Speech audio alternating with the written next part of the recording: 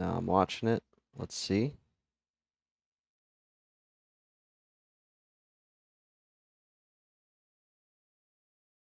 Yeah, no, it's not dropping any frames.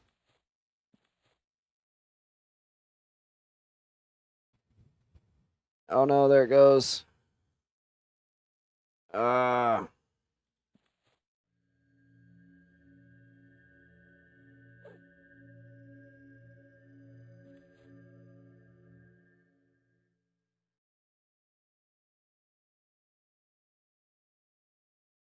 No, you're fine. Skyless, here it is.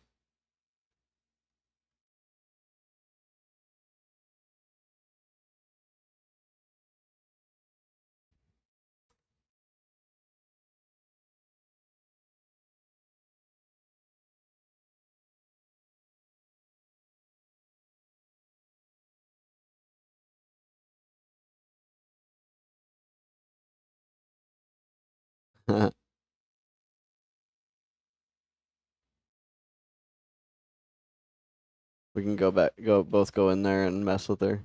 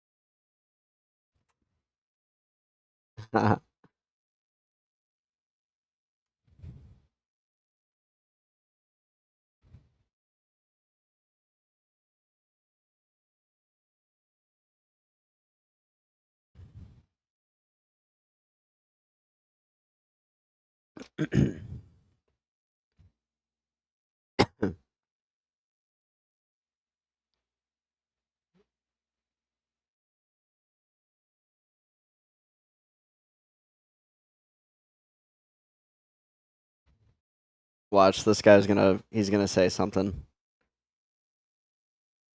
He's gonna say something creepy.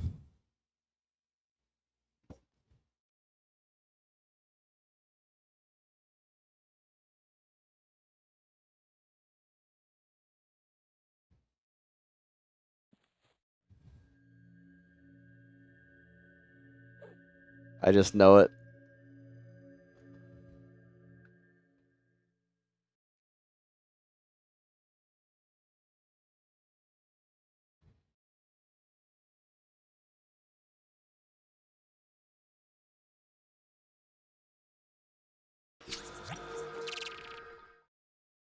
Yeah, that's kind of what I'm seeing. It's like crazy it's crazy though, like the amount of creepy people that are like she's just getting them in droves. And like I said, she's not even like I feel bad for her because she just wants to do this to have fun. Like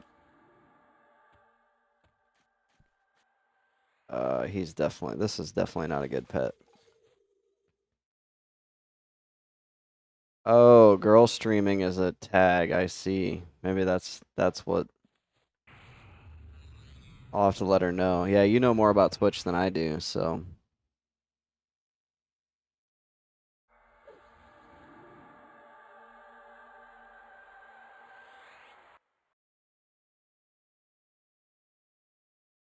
oh, I got a blue. I wonder if I guess they are blue whenever you get a good one.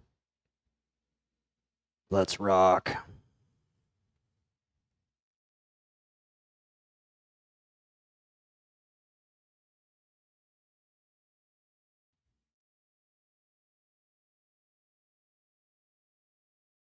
Yeah, I'll have to go in and I'll have to go into my internet and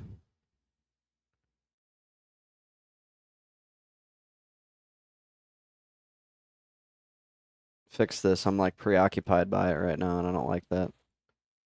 I'll have to have my ISP upgrade my upload.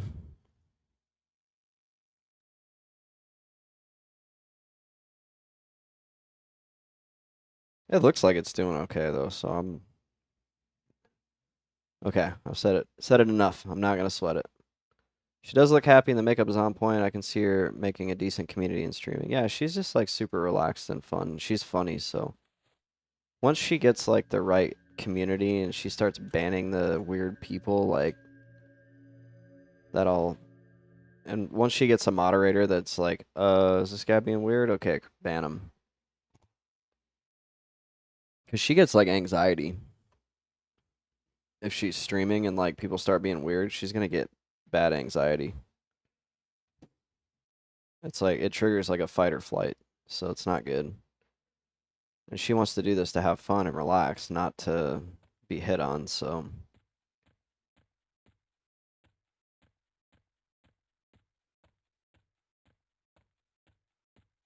the ban anxiety.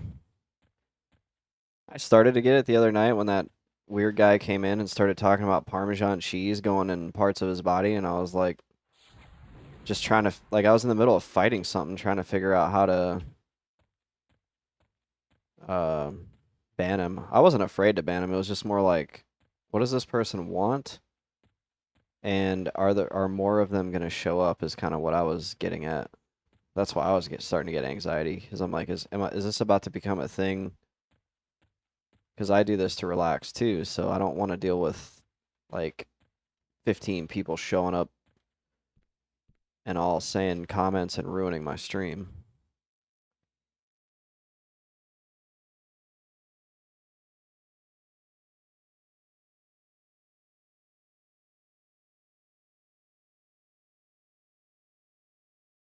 Oh, I never pulled the scorpion. It got interrupted and I just started running, so I was wondering where he was.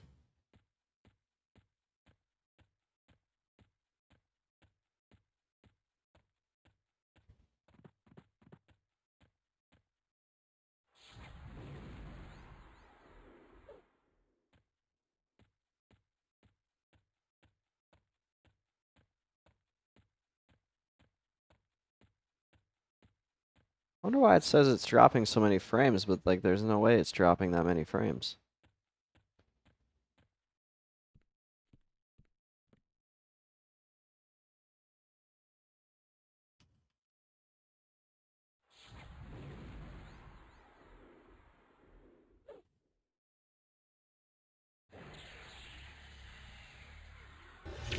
Oops.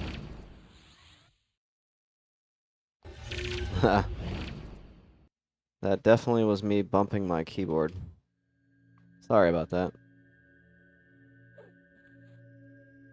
I call it the first timer ban anxiety because wanting to grow viewers but afraid to ban the weird ones after a few, it shouldn't be an issue.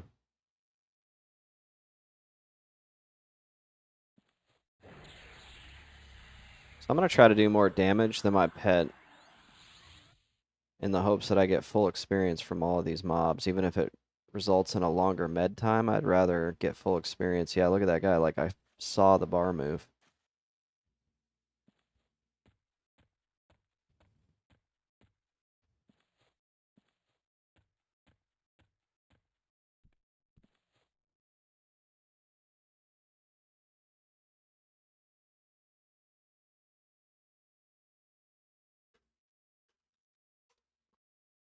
This is definitely not metal.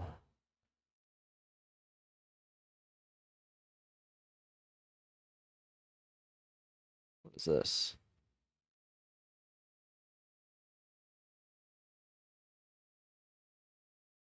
This sounds like it's moving.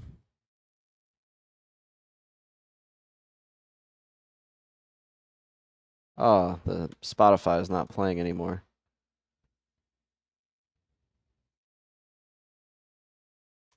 All kinds of technical difficulties tonight.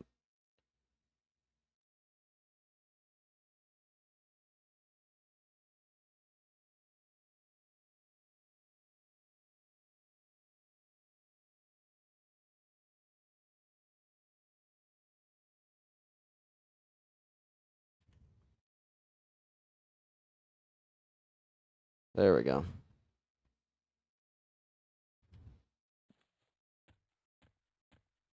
We'll get them sorted out. It's still early. I plan to stream for a few hours, so.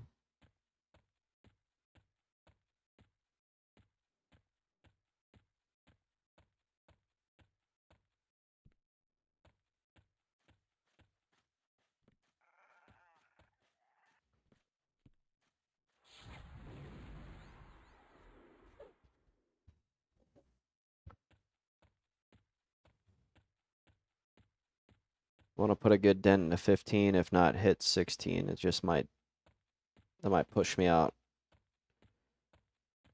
Playing late into the night.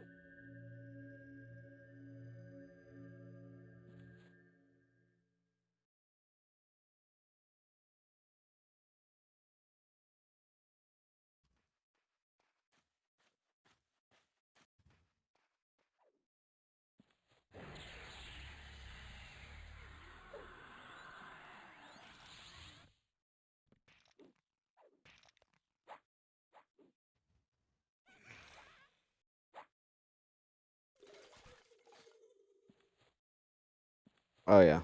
That's the play there, is to make sure you get enough damage on him, because like I just saw my bar move again. So even though you met a little bit longer, it's like way better experience.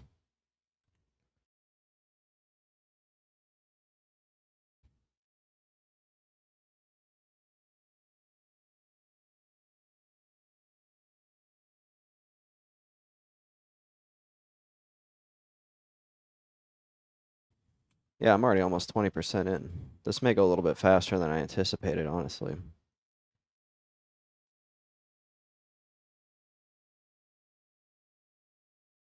It looks like it's doing good, so I have no idea what crack OBS is smoking, saying that I'm dropping 50% of my frames, but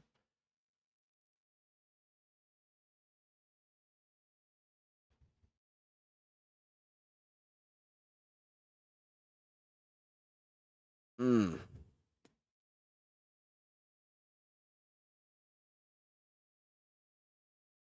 I do want to get some lighting like around here, and then uh potentially bring the lights down and have more like an LED type lighting. It's not choppy, but it's cutting her streams out. So she's on Wi-Fi. So one thing that I need to do is order her uh a LAN cable to run to the modem. That's most likely why her stream is choppy.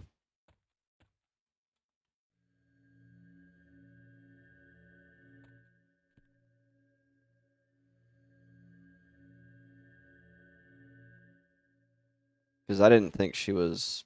I don't know how committed she is to this, so I haven't like started investing in things. Or she can buy it too.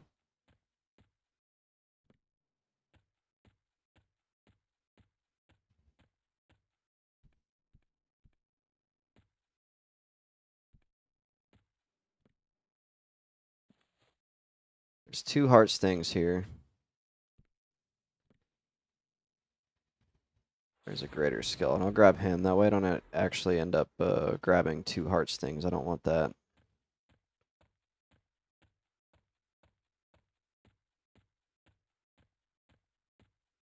I gotta figure out why my back keeps hurting.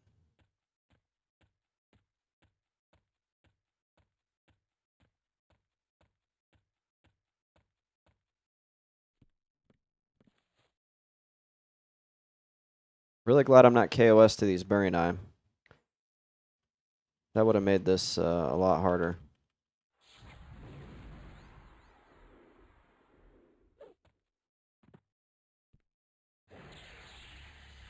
So you were the inspiration actually for me to make that YouTube short. I was like, you know what? You and another person that dropped in here, I was like, there's a decent amount of people that are like, um, wanting to play EverQuest that don't know, like, what class to play.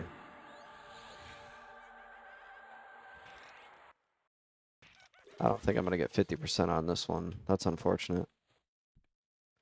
Still saw the bar move though. So I was like, you know what? Let me make a video because this is the MMocracy. We're going to talk about MMOs, and that's kind of the type of content I want to focus on. Guides and just interesting tips and all that.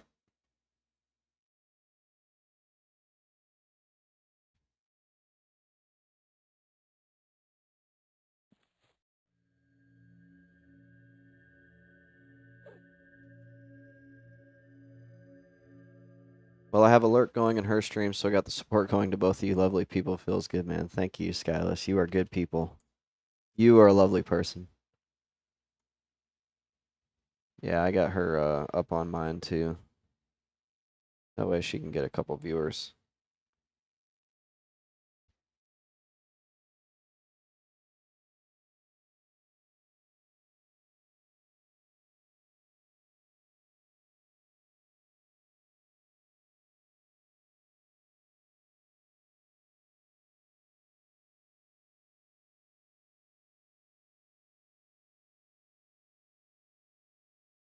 Yeah, it's going to be a good night. I'm going to hit 16. I'm going to get my next pet.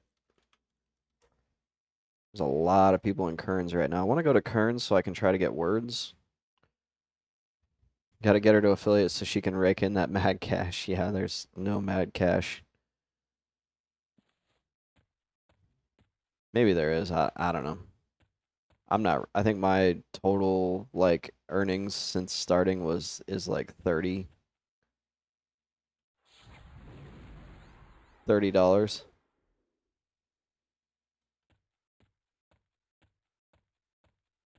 So I haven't even been able to get a payout yet. I wonder if I have to declare this on my taxes.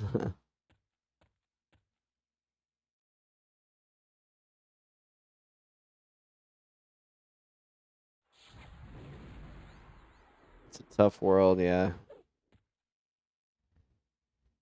Well, the idea is build a community and build a following that is like enduring and spans multiple platforms. That's the idea for me. That's why I'm doing a lot of work on YouTube. I never did work on YouTube last time I streamed.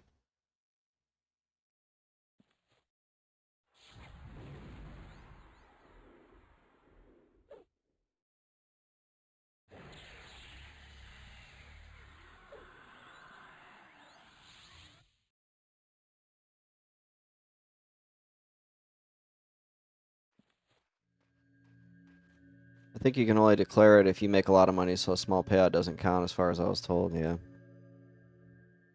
I don't know. I'm not going to make that public.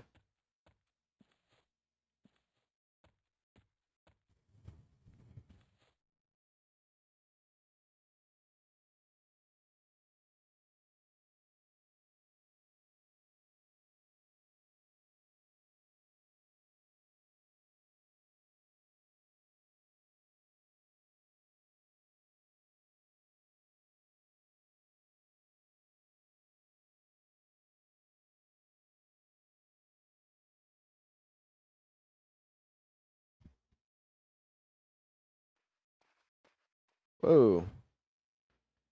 Legalt. Was that a bard? Yeah, level 42 bard comes running through here. Wonder what he's up to.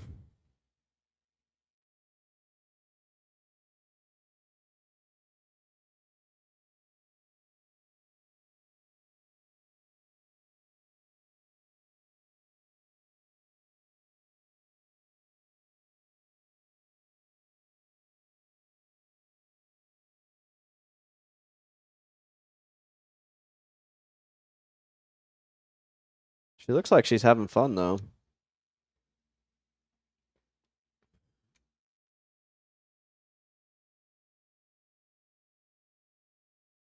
I got her up on the second screen.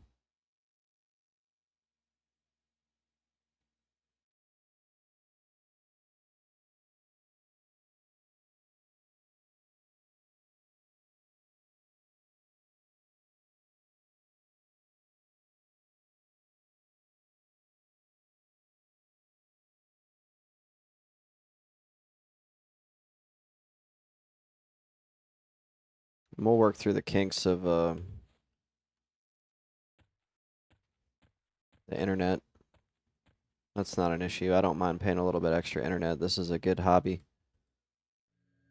This hobby saves me money.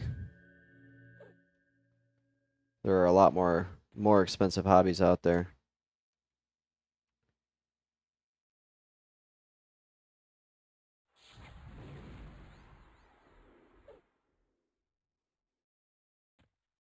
Trying to give advice on how to handle streams. Yeah, she probably could use it.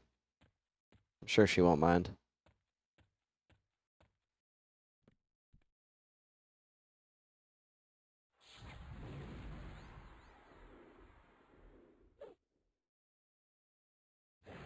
Man, this is a sweet fear kiting spot. I'm so glad I found this.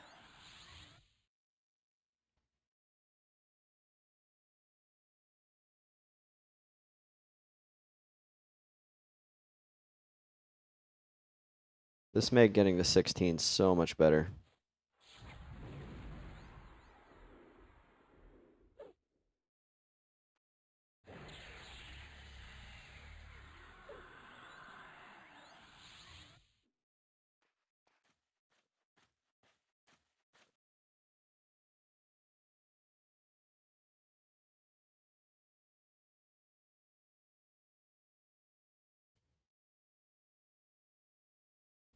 That's funny.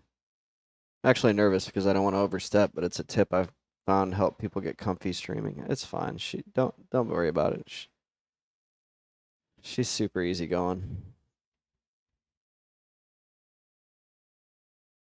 She didn't even know that guy was being weird until like I was like, "Hey, you know what he just said?" And she was like, "Oh shoot, yeah."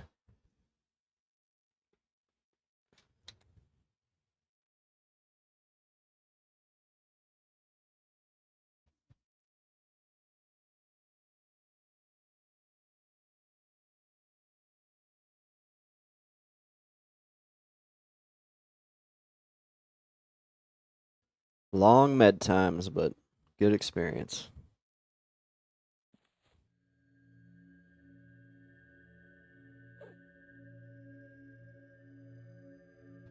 You said anxiety, and I suffer from severe, so I don't accidentally want to trigger something.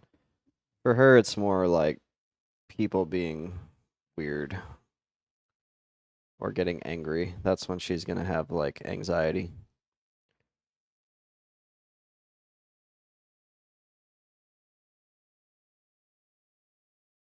Looks like it's doing pretty good, even though she's on Wi-Fi, so that's good.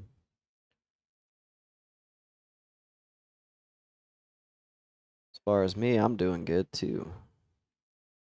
20% to 16. Got a max level pet. Gonna power through to 16, and then who knows? Who knows where I'll go? One of the things I want to do is make a recap video, uh, probably at level 20, where I discuss Mr. Best Friend's journey so far in the lands of Kunark. Another idea I have is a 60-second YouTube short going over the lore of Kunark, like Kunark lore in 60 seconds. I think that would be a good idea for a YouTube short.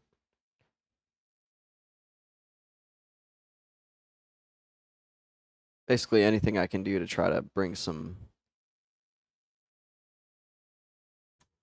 people in.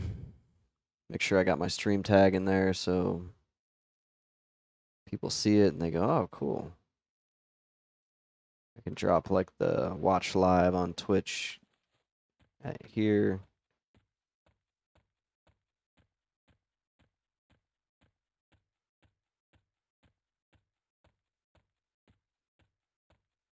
The good thing about the video editing too is video editing is a skill, which means that, like I was telling her, it's one thing to be like, yeah, I'm really, really good at playing a Necromancer in a 24-year-old video game, but being good at video editing, I can like potentially do that on the side for people.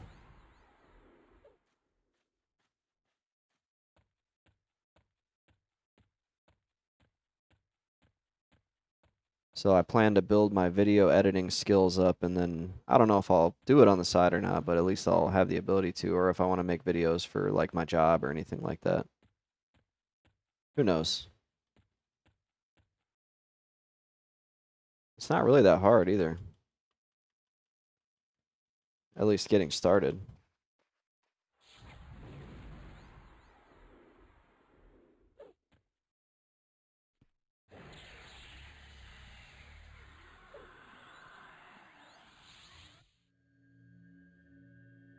So I can put some of this time I spend playing games to good use. Good luck with that. Video editing is tedious at times if you do it for cash. Yeah. Anything you do for money is tedious, it seems like.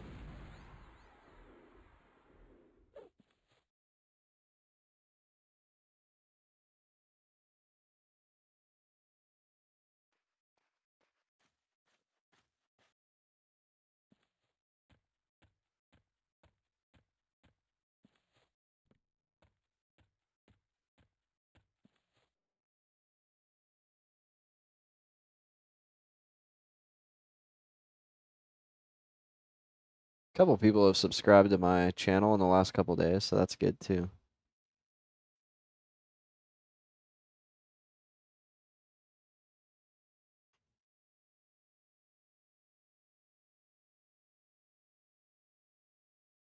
Just got to keep pumping them numbers up. It's not about numbers though. For me, it's about making content. It's about making good content that people want to watch. I take a lot of pride in doing things right. Presentation and professionalism and all that. I had a buddy just completely go offline because he thought video editing for money would be fun. From what he told me, if you get a Karen wannabe YouTuber, it's not good. Yeah, you could just tell them you don't want to work with them anymore. But that might have been enough for them to go, I don't want to do this anymore. There's going to be more. Will you help me make a video for my cat channel? So when I did the Fiverr order, I was like very specific on everything. And it did start seeming kind of Karen-ish, but I was like, you know, if I'm really specific now, then after this person spends their time doing it, if they know what I want, then it will save time because now they're not having to go back and redo things because I'm saying, oh, no, wait, I want it this way. I don't want to be that. I don't want to be a Karen.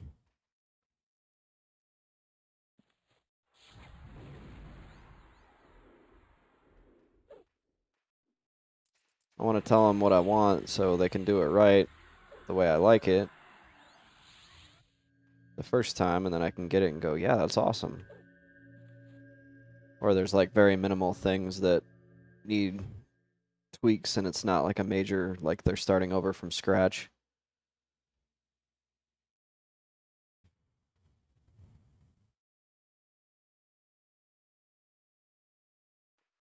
You have to be specific, otherwise it gets awkward when they try to deliver. It's not what you wanted. Yeah, that's what I'm trying to avoid.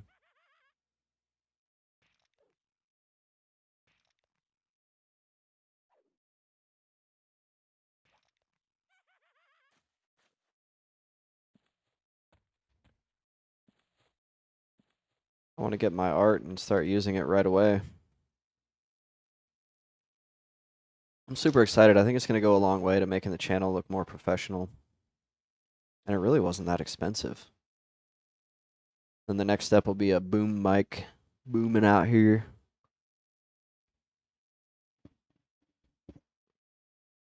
And I'll sound better. And once I've got that kind of initial last couple $100 out of the way, then I probably won't have to spend a whole lot more money on this until I go to build a new PC. When I go to build a new PC, I have a Fiverr story. I will tell it another time because the guy failed to follow order details. That's unfortunate.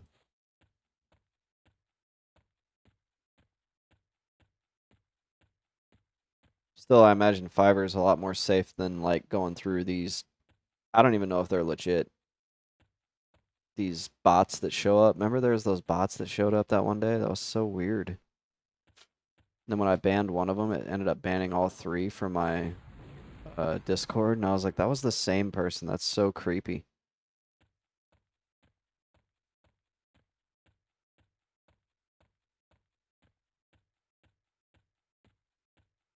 They like messaged me on Discord and they're like, "Hey, how's it going?" And then they were like, "I'm tired from working on my art. My client's not cooperating or something." I was like, "I'm not buying your art. It's a scam."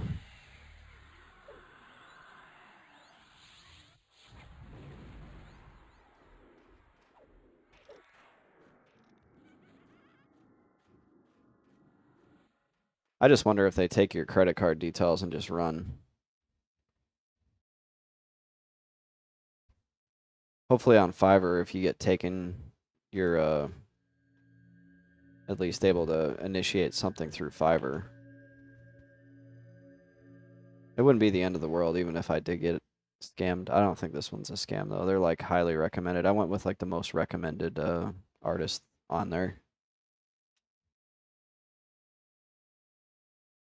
Those bots will run. Damn dirty bots.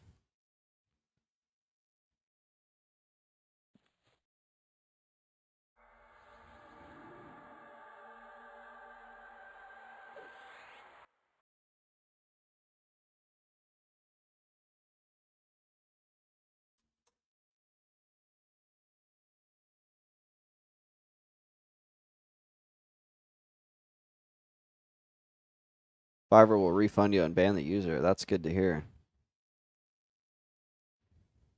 Like I said, I wasn't extremely worried about it. Just, it is always something to think about.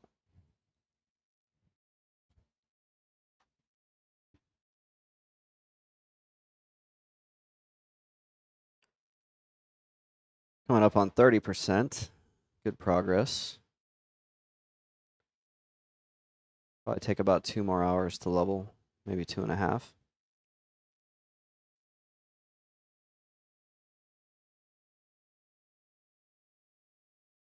I'll have to take a look at the wiki and see where my next adventure is. I'd like to get out of the Field of Bone just because I've been here for the entirety. I think I've done 1 level in Warslicks. So I would like to go somewhere else.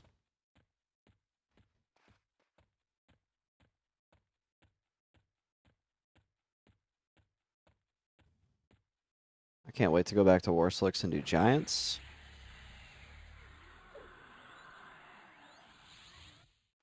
Oh no. That fizzled. Still got the fear off.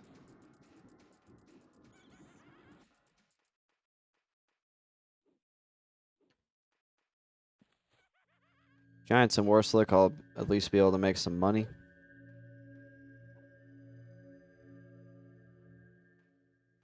And I definitely need that money because spells are expensive.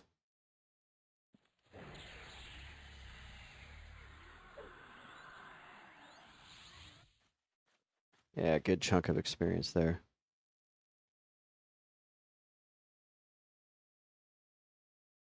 This guy's selling a green jade broadsword. It's 1125. I wonder where that drops.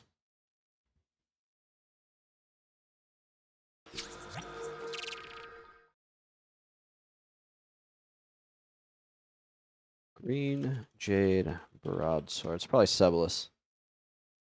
City of Mist.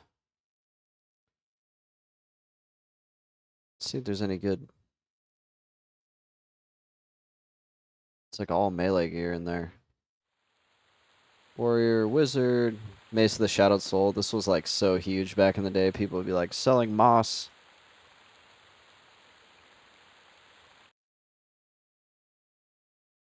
Kunzar is one of the Ixar tribe names. I just learned that today. Another wizard staff. Wu's Trance Stick. Those are good for monks. Int 2 mana 10 ring. That's better than what I got. Wait a minute. What level can you get that at? Vapor Golem, 37 to 40. They're like right inside too. That might not be a bad thing to get eventually. All the gear is locked behind a lot of levels. That's what I'm seeing.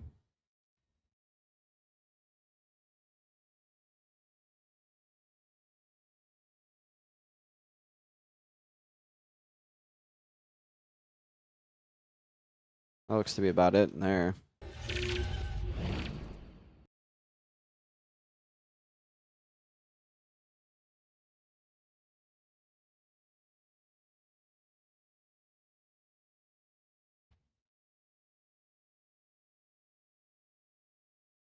I'll head back down here and pick me up another mob. We got a heart sting up here.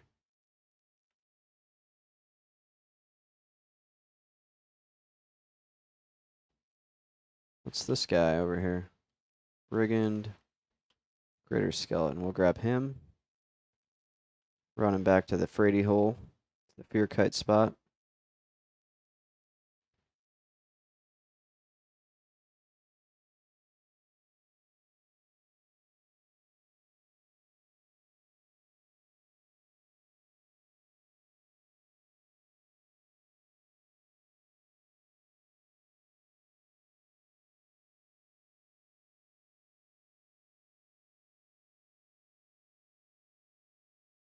I feel like that second dot is so important to get the full experience from him, and then also a nuke. You can get a nuke or 2 nukes off, you're going to get the full experience.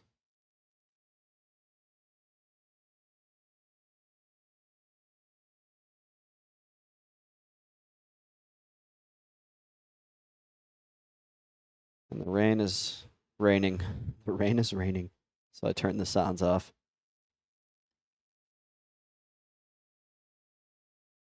Man, what a good day. I figured the video editing out pretty quick, and now I feel like I can start doing some more like complicated stuff with it.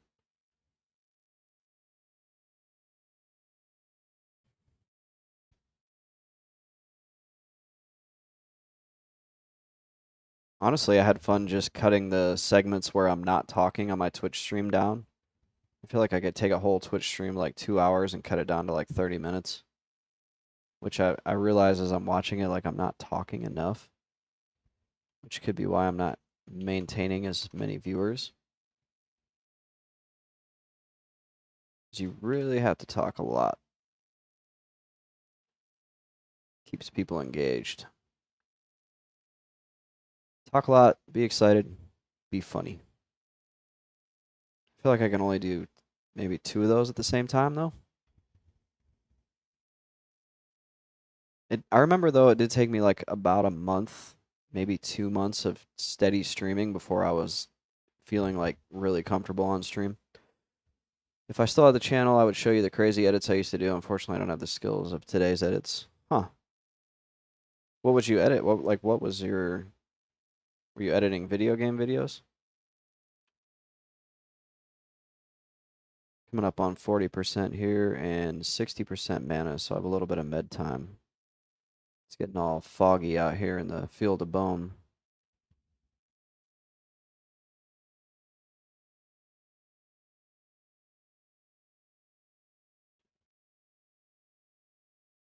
Funny moments videos. So yeah, even though this is the MMocracy, I'm still very much leaning towards doing a FromSoft Sunday with my friend.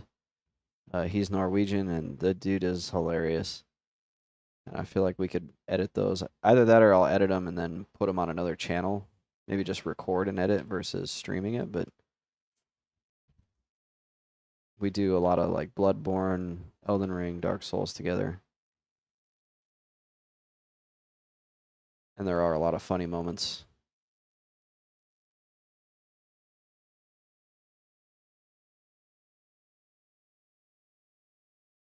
Doesn't matter what you stream, I'll watch if I'm able. Man, you're such a you're awesome. Yeah, I don't want it to come off as too like variety streamer-ish. Like I'm definitely not gonna jump between, 6 different games in a week, but FromSoft games are just so like I just love FromSoft games. I'm debating on just like, do I just make a second channel? I just don't have time for a second channel. 1 or 2 games is not variety. Yeah.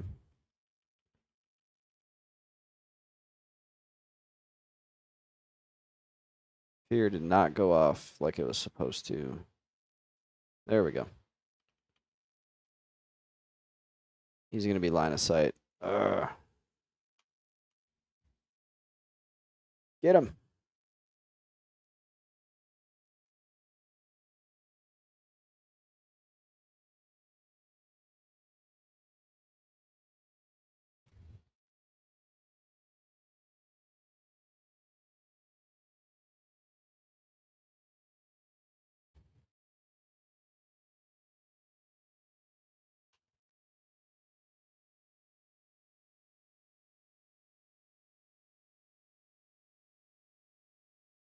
Yeah, I figure I do 2 MMOs and then maybe just a variety day Sunday. The 2 MMOs I'm looking at, obviously EverQuest. This is my primary. And then WoW Classic Hardcore. And then the variety day would be Sunday. I know that Sad Horse and I are going to be doing in real life like a just chatting stream where we go over different things that we found at Goodwill. So we need to go Goodwill hunting. Goodwill hunting. Get it? Maybe not because you're younger. That was a movie. We go through Goodwills, find stuff, and then talk about what we found on stream. That's something we're looking at doing on Sundays. We just have to make the time to go to Goodwill and do it. That'd be a good one to record and put up on a channel too, though.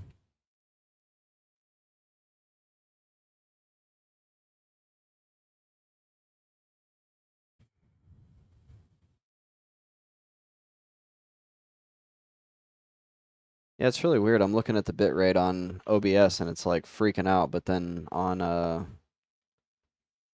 Twitch it's totally fine, so not really sure what to make of that. Something's just making it think that it's bad when it's actually not. The benefit, one of the not benefits, good things that's happened though is I finally figured out the frame rate on Everquest. Because I, for the life of me, could not figure out why. Like, I would never have been able to come up in here because all these trees were just totally freaking the computer out. And then that Swamp of No Hope when I went in there the other day, I think you weren't on stream then. It was like you were hurting. I went to a different zone south of here called Swamp of No Hope, and it was like at one point it was like running in molasses. It was awful. But I figured out, and this is good for you to know too, if you do play Project 1999, when you get the game running, if you do Control Alt Delete, open up the eqgame.exe in the task manager, and then click, I think it's Details, and then you right click it again and you go to Set Affinity. If you set it to all processors versus one, it will fix the frame rate. And I'm sure that's something I knew like years ago and had just completely forgotten about. It's getting dark. It's going to get dangerous. Oh, we resisted the snare. That's not good. Let's see if we can run him back. So if you ever have to run away from something in this game, if you hold down the right mouse button and then you hold forward and left, see how I'm kind of strafing to the side and running? That actually lets you outrun enemies.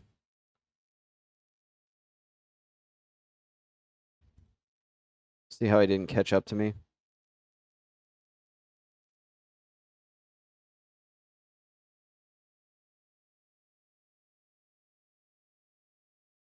It's kind of a little tip that I picked up on. It's definitely not something I knew whenever this game first came out.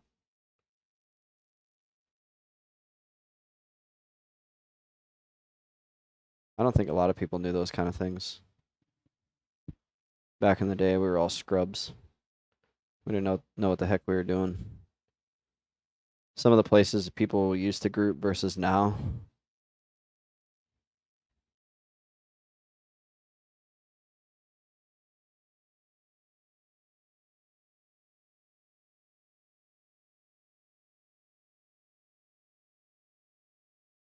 Ah, those fizzles are killing me. So when you fizzle, you lose mana.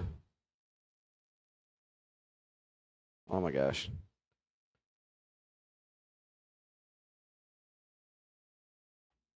It looks like I'm at almost 40%. Slow and steady progress here.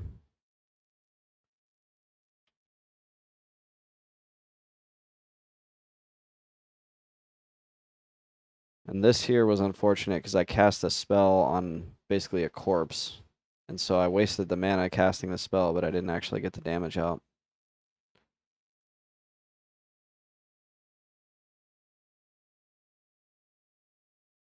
Super excited for the level 16 pet. That pet's going to help me level. I think the level range on that one is like 14 to 16 versus this one's like 7 to 11, I think, or 7 to 12. So there's a wide, like a super wide range of pets you can summon with the current one I have. And when I get the level 16 pet, it's not going to be as hard to summon a max level pet. Because I spend a lot of time summoning pets whenever I first, or if I die or I first log in, I'm just taking like 20 minutes trying to get the right level pet. So the level 16 pet will help fix that.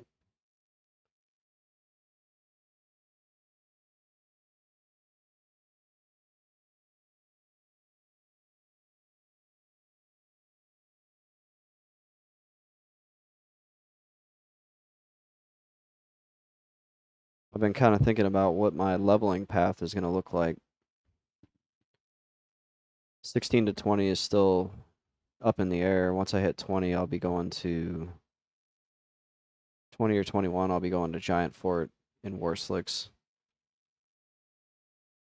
Just probably going to be competing with all of these people. So you can see it's a pretty popular place to go. Ixar, Ixar, Ixar, but then you even have ogres and trolls heading out here and half elves heading out here to do grouping.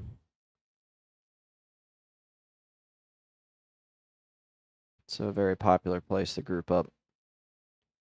It's good experience, it's good loot, especially if you're an Ixar, you can run right up the hill and vendor things. Some of the weapons that drop there are worth 20, 30, 40 plat, somewhere in there.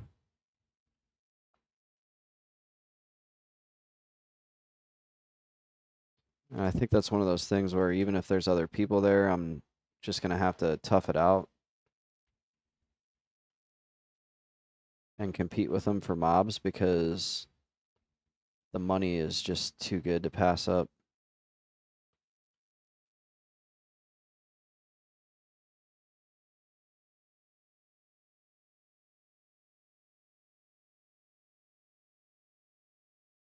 And I'm going to need to bank that money as I'm leveling to buy spells at higher levels.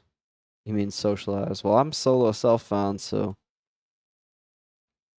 I'm antisocial. Oh no, I have two.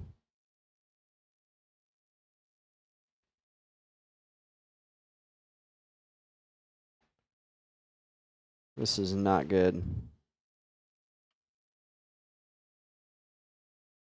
I'm gonna stay and fight and try to tough it out.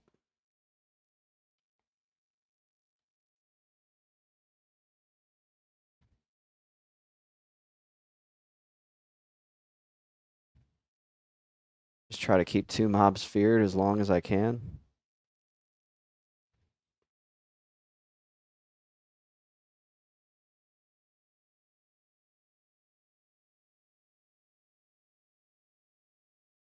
Oh my.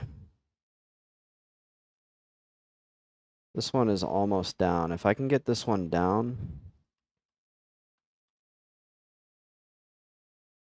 I think we're gonna be okay. Just gonna do some medding here real quick. We don't do that here. We are gamers. So I don't want to let Jonah Cab die. So I'm going to watch his health carefully, and whenever he gets down to about 20%, I'm going to jump in there. Oh, he's at 20.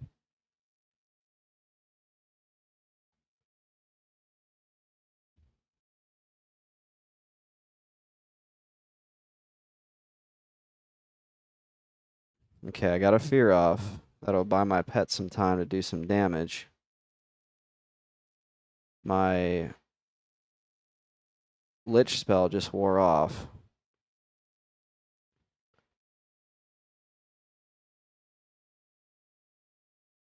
This one's going to come down to the wire. Unfortunately, with my Lich spell off, I'm not regenerating a lot of mana right now.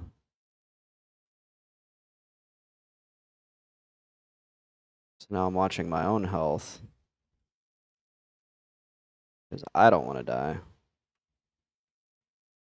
Oh my gosh, we did it. I would play the Final Fantasy Victory Fanfare right now, but my voice mod, I didn't run it as an administrator before I started the stream, so it's not doing the thing. Actually, it might still do the thing. Do the thing. We did it. Goodness, that was scary. I thought I was going to die, and I thought I was going to set me back. That is the danger of pulling something in the dark. As you can see, I got 2 mobs. I didn't even know I had 2 mobs.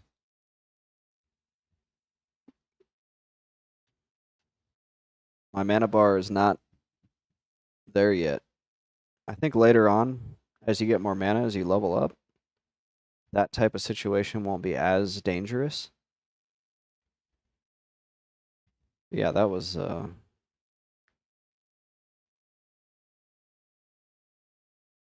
going to go ahead and memorize this. This is an undead nuke, and it's actually a really low-cost nuke, so... I feel like just having that on my bar will help for a situation like that. This is going to be a really long med break.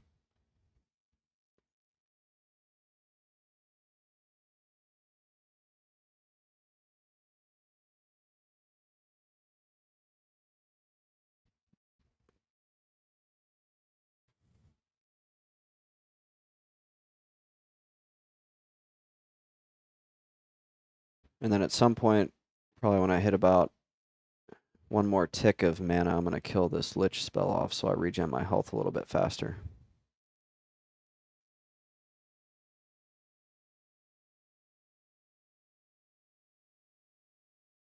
Let that Ixar health regen go to work. Ixars have a naturally higher regen for health. I think they're higher than even trolls.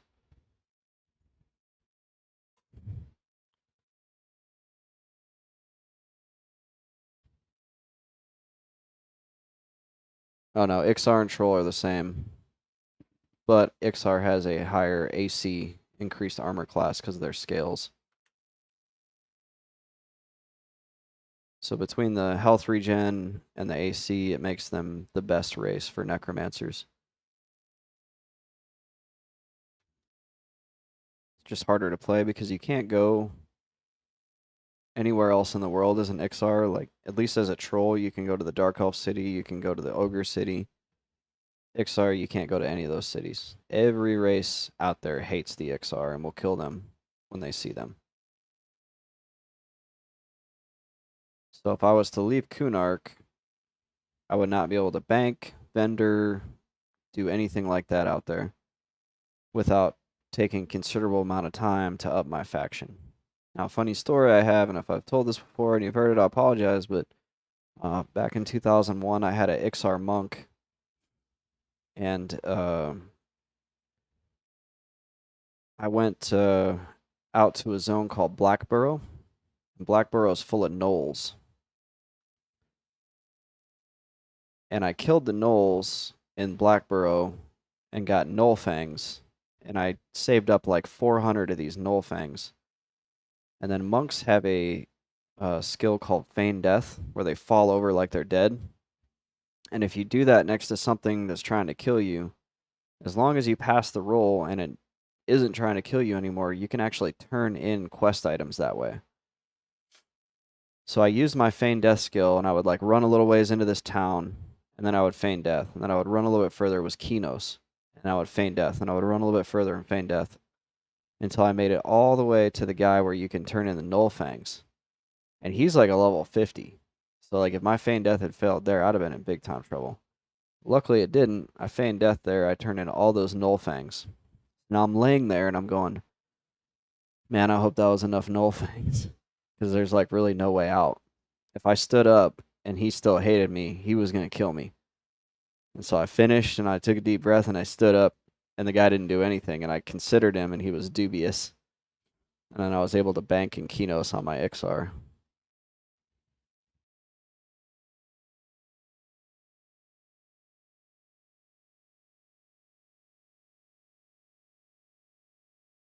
Which is a rare thing. If you're an Ixar that can go into any of those towns, like, you're going to turn some heads. People are going to be like, whoa, what are you doing here?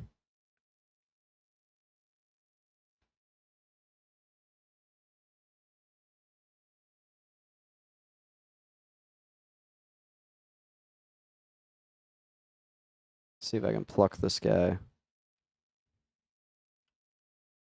Rep grinds are always time consuming. There's some like notoriously hard ones on World of Warcraft too, like the Chandrilar back in classic days. That was the basis for the original Insane title when World of Warcraft hit the got the achievements when they finally added those. There was an achievement called the Insane, and you had to get Bloodsail Buccaneers, Chandrilar, and one other. I think the Winter Spring, or the Deadwood Furbolg. And all three of those were like crazy hard reps to grind, like talking hundreds of hours.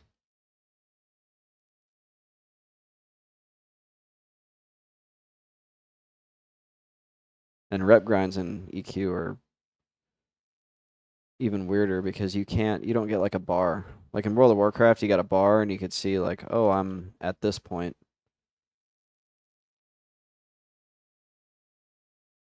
On EQ, you just do the rep grind and then you have to go find a mob of that faction and hit the consider command and see if they actually changed. So you have no idea like how long it's going to take.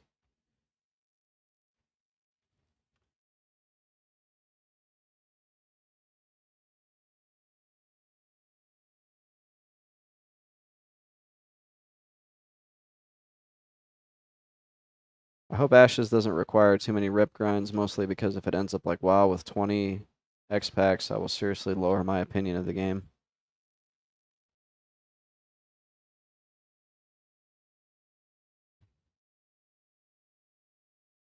I don't mind rep grinds as like an alternate form of advancement, like something different to do.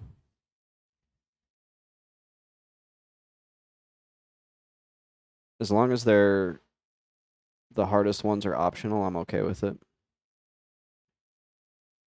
There were some cool ones in WoW Classic that weren't like required, but had really good rewards.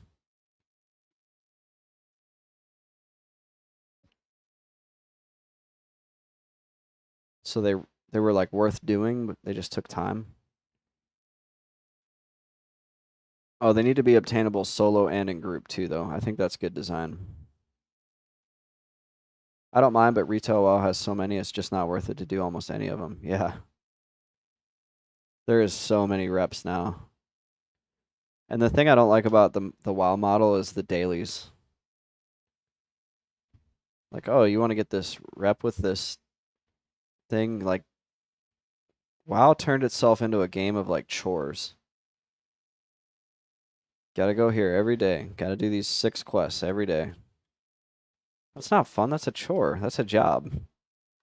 I already got a place I have to go to every day and go through the same thing. The great thing about these open-ended classic MMOs, these sandboxy MMOs, is like I could stop doing this right now and go do something else. I'm choosing to do this. This isn't the only way to progress my character. This is just the way that I've chosen to progress my character. I could go to Kearns, I could go to Worslicks, I could go to Lake of Il Omen.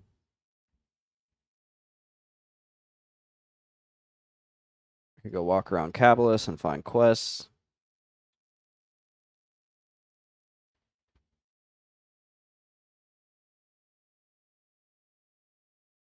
I prefer my MMOs sandboxy.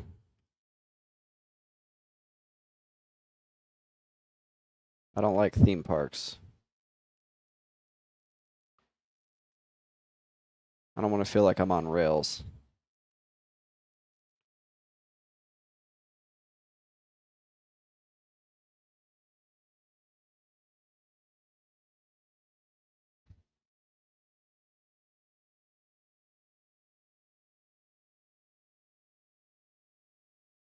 Have a great rest of the stream. It's past 1 a.m. and I need to do things. Yeah, have a good night, Skyless. Thanks for stopping by.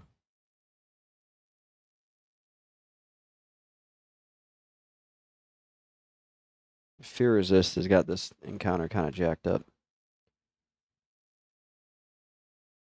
Definitely low on mana here.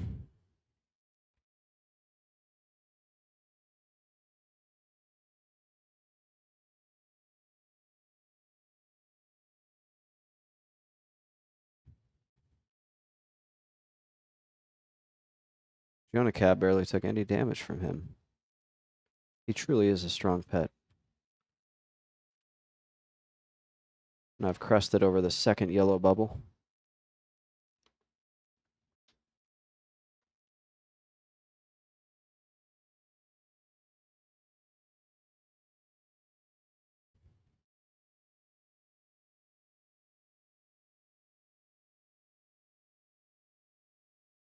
These long med times are killing me, though.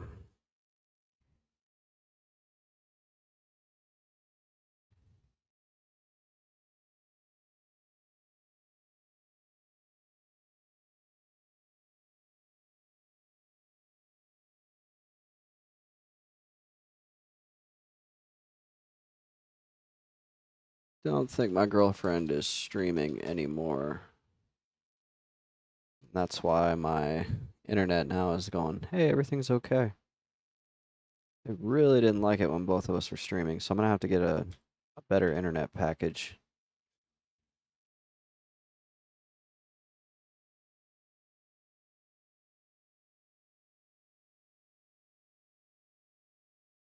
The things we do for our hobbies.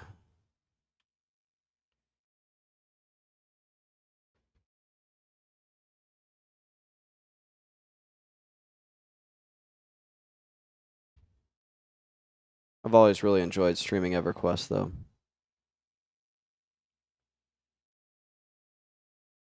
It's such a classic. It's such a good old game. The things they did with the technology they had is just awesome. And for some reason, whatever, it was like catching lightning in a bottle. Like they found a way to make this world feel cohesive. It's entertaining.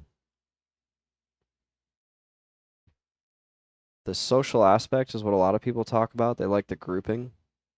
One of my favorite things to do in this game is, what's going on? It's got interrupted.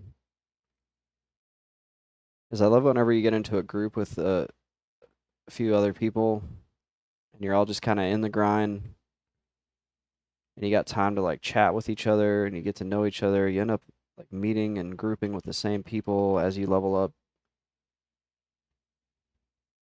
You know, you log in and somebody on your friends list is like, dude, I got this awesome group in High Keep. Come on out here. And you end up playing with kind of the same people and you chat and you learn about each other. The pace of World of Warcraft when you're grouping is so much faster that people don't have time to like sit and type. Versus in EQ, you're going to have these times where you're waiting on a spawn or there's a med break or the tank's AFK.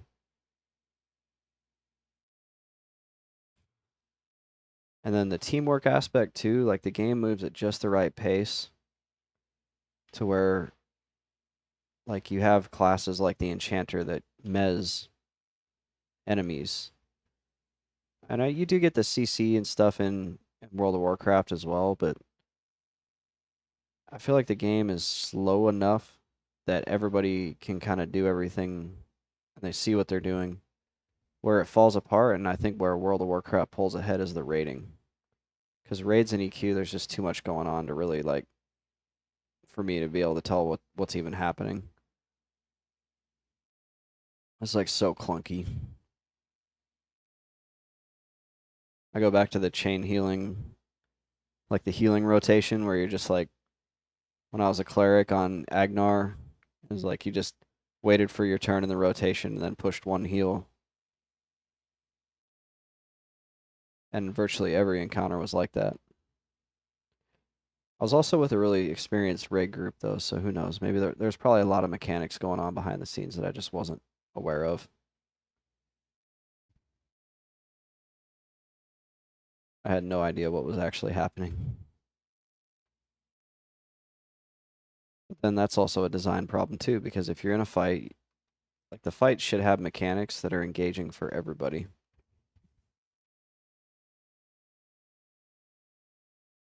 And World of Warcraft and Vanilla didn't. There was a lot of tank and spank fights with like one or two mechanics that didn't really always matter because you kill the boss so fast. I think out of the 2 years that I rated in Vanilla or Classic World of Warcraft, I mean, I only saw Ragnaros submerge once. And we were like, dude, we're going to get a submerge. And half the raid didn't know, like myself included, what was even about to happen. Like, I don't know what happened on why we were unable to DPS him down fast enough that we got a submerge. The guild leader was like, this is not good. Like, who's never seen a submerge before? And he had to real quick tell like everybody what they needed to do during the submerge.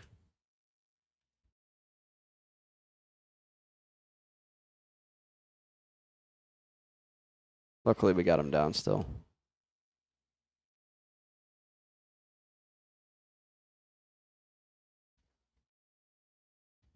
Don't run that way, Heartsting Scorpion. That's not the way I want you to go.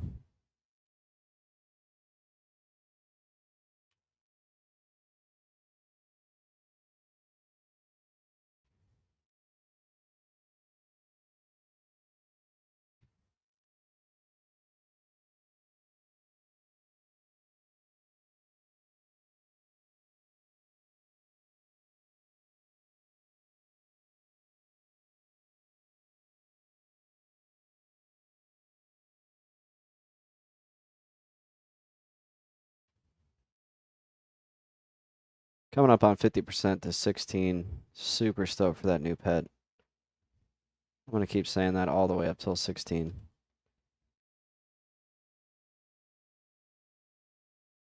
Scorpion Venom sacks. I think they only sell for like 4 silver.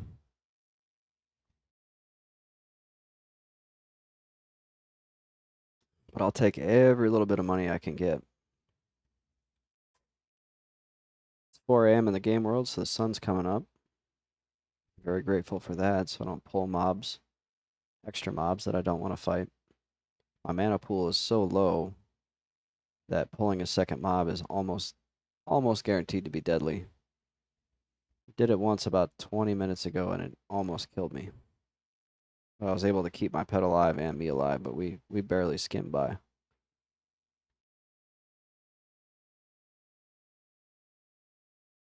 Friday, October 20th. Halloween's coming up. Hopefully everybody's got some good Halloween plans.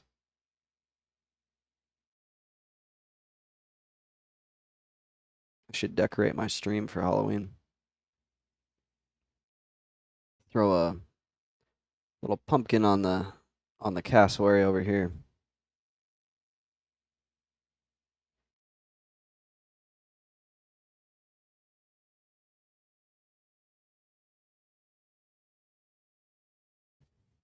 '80 mana, we are good to go.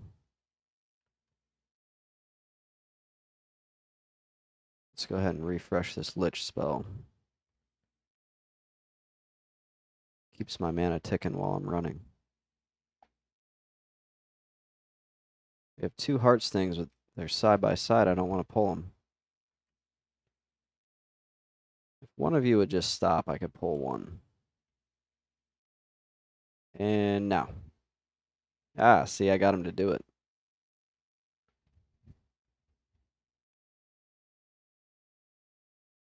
That looks safe. Let's go. Running back to the Freddy hole here.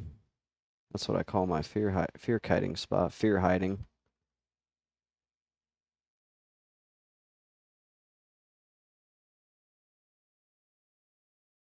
Fear kiting is fairly simple and effective. Kind of a low stress way to level up your Necro. Later on, I'll get the Undead Charm spell. I think I get that at 16 or 20. I can't remember. One thing that kind of concerns me about the Undead Charm versus the Enchanter is Undead. Unless I have a Mez for Undead, which I don't think I do. Like, one of the ways that you re-charm things on your Enchanter is you use a Mez.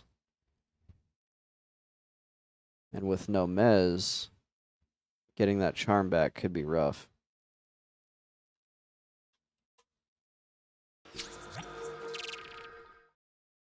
Level 16.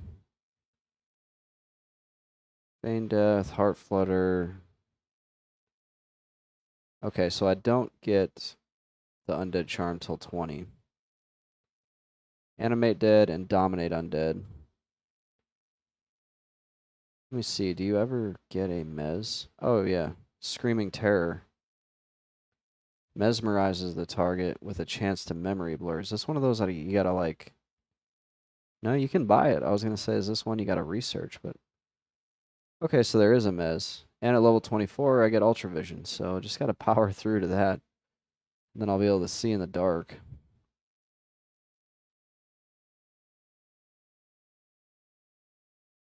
Seeing if there's any other Mezes.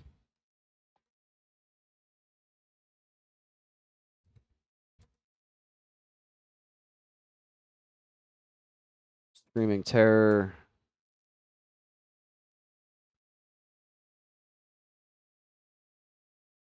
That's the only Mez you get.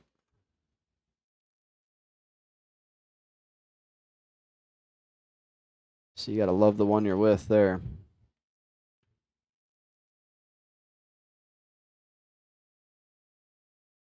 How it goes on the Enchanter is you can throw, if your charm breaks, you can throw a couple stuns up, then throw a Mez on them, and then you can recharm.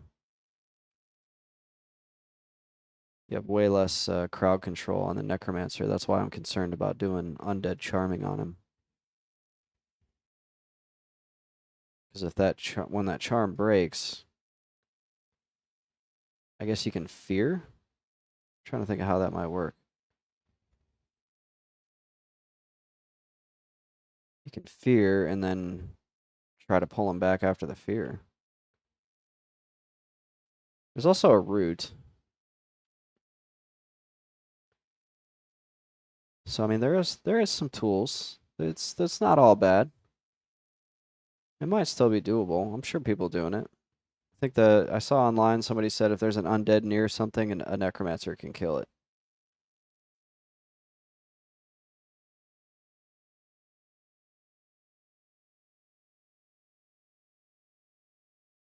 I think I would be remiss to not at least try to do some charming.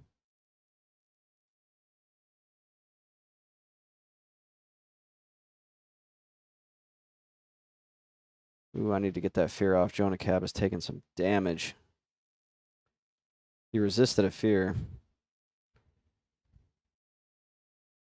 Do not want to lose Jonah Cab. I'll be summoning pets until midnight.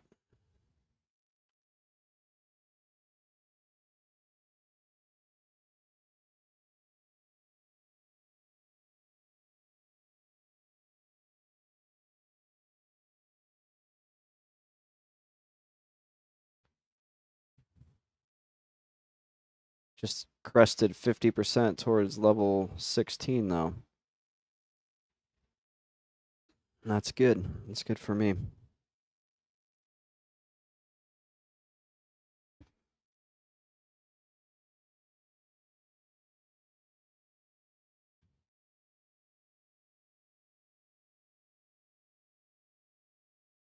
So that's about an hour and a half, maybe an hour and 45 to get 50%.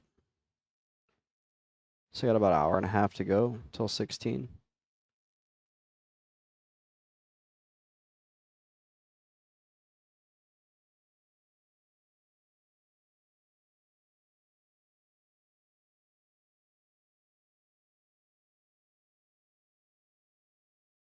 It's unfortunate I don't get a Lich spell at 16.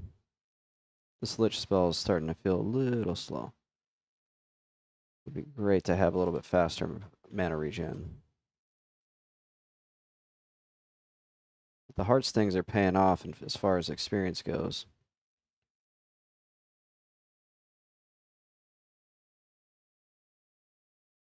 This isn't a bad spot. At 16, I may head over to Kearns. Let's see, who's all in Kearns right now? It's Kearns is full to the brim. Finally stopped raining. I can turn the sound effects back on.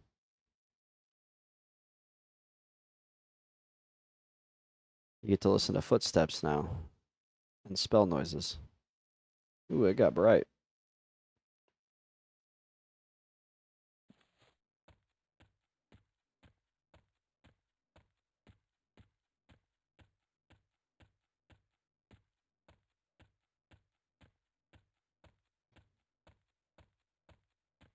I don't think I'll be going back to the Swamp of No Hope anytime soon. That was miserable. That zone is miserable.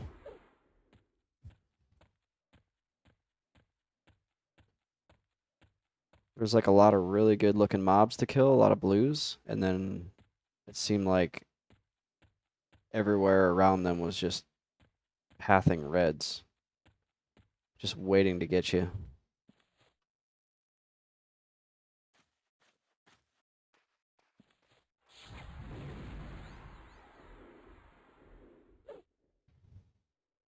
Oh wow, Fear broke like super fast.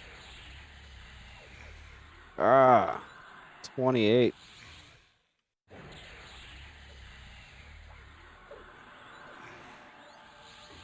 I wanted to get a dot on him.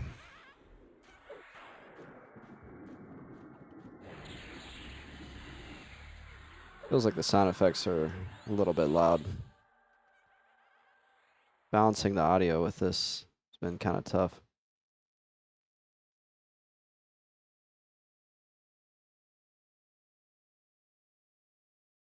Snare broke, but he should be down any second. There we go.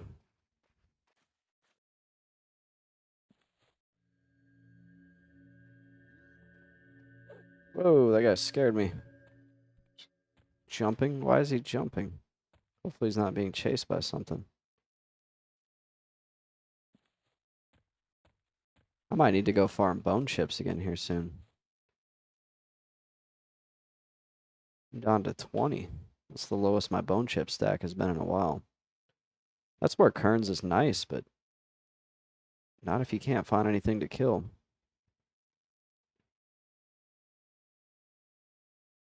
The population on green is holding really well. Honestly, though, I'm not surprised. This is pretty much the only place that you're going to go to find this kind of experience, so perfect time for me to take a quick break. Whoops. Don't look at that. You don't want to look at that. There we go. Take a quick break here, get some mana back. About 30 seconds, maybe a minute.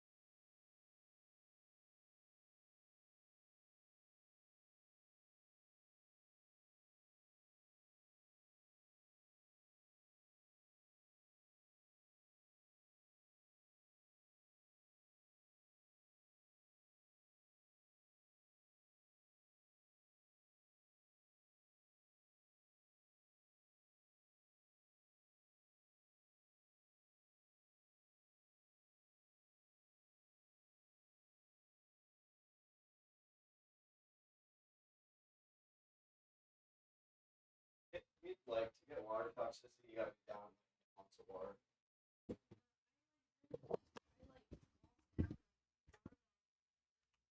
Yeah,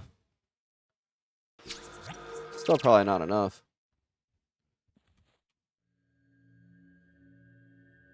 All right, I'm back. Yes, I have.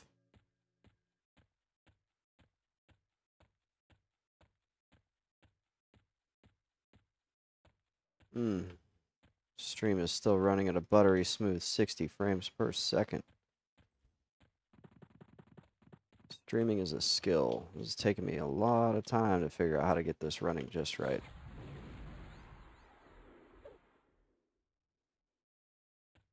The audio setup with the Twitch VOD track so I don't get copyright strikes. The 60 frames per second. Took a lot of hours. A lot of YouTube.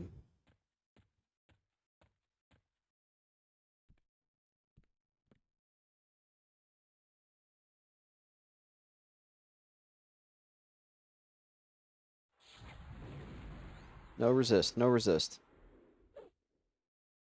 Good.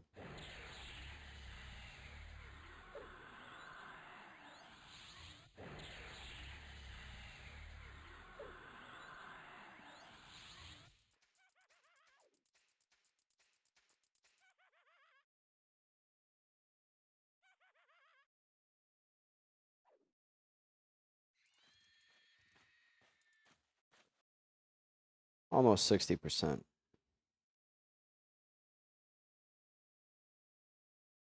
Keep reminding myself I don't want to click this little button here because it's too close to the go away button. And if I click go away, probably just going to log off because resummoning pets is a total pain.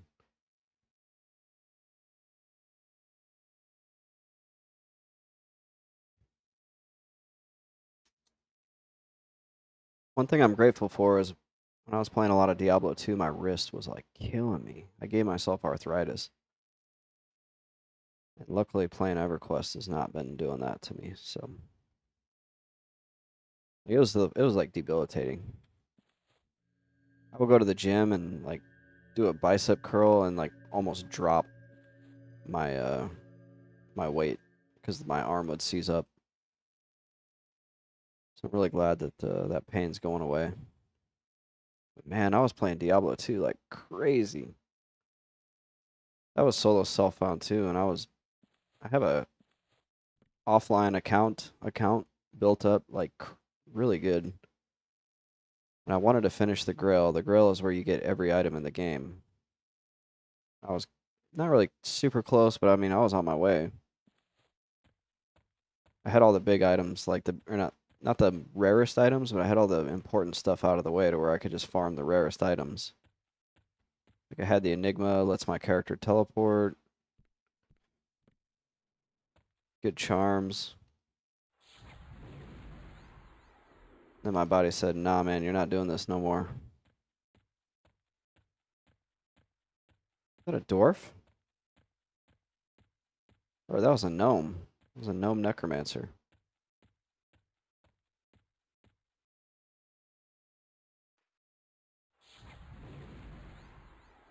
Hopefully one day I can be like you, high-level necromancer.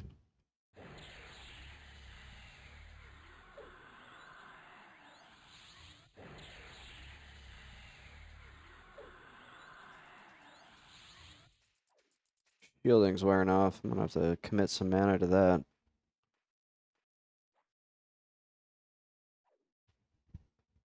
Fear wore off.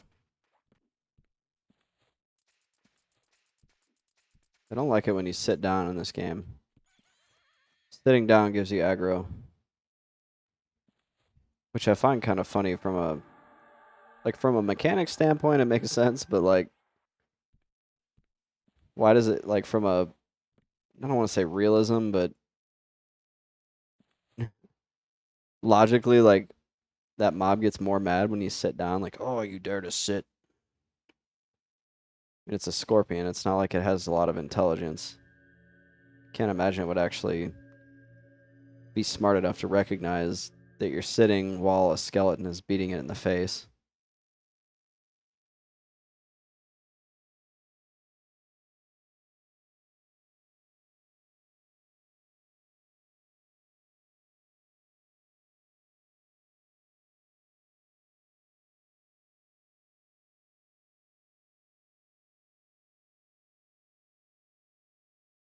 I feel like Necromancers, they really start to come into their own around 29. At that point, you've got a lot of good utility.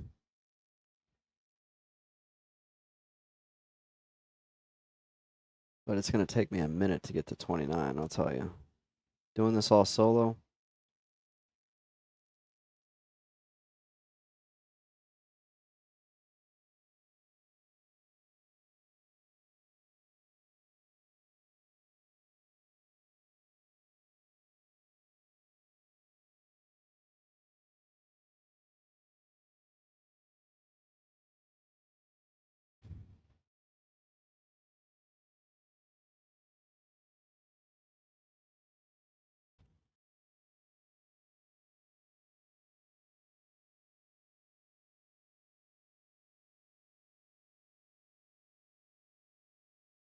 Let's see, 80 mana. Time to go. It's been a quiet night out here in the Field of Bone. There's 11 players out here, but I haven't seen a single chat since this one guy tried to sell this Green Jade broadsword.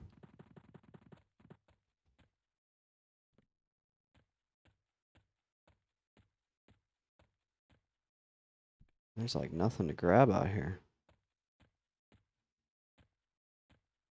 This is kind of rare too. Normally there's a greater skeleton. He just fades into this floor really well. So yesterday I was starting to run away from some mobs here, and I ran into Kesora, hoping to make it to the Kesora zone line, and I accidentally pulled the Targashin, which is like probably a level 40 skeleton, 35, somewhere in there.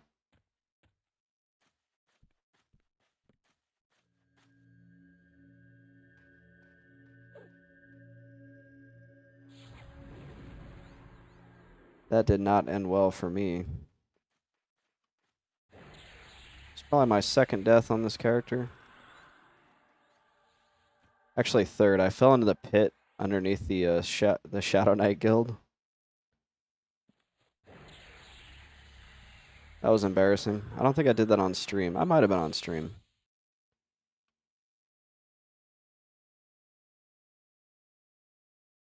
Fear is worn off. Click it down here, not up there. There we go.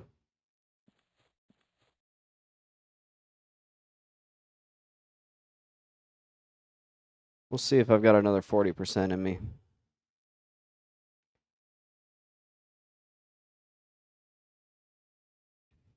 Oops. I feel committed to it. I just want this Necro to get up to where I have a lot more utility and he's a little bit more fun to play.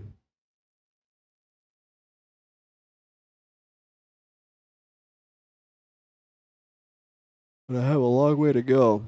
Oh, there's Rick. He's a follower of the stream. Wonder what level he is now. Level 27. Caught me. The so will help, definitely. I won't turn it down.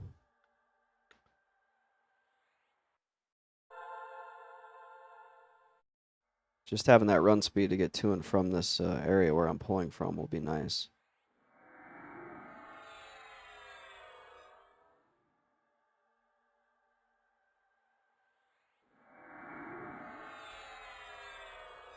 I feel the spirit of the monkey enter me. Wonder if I'm gonna throw some poop or eat a banana. And the spirit of the ox. Poop. Poop it is.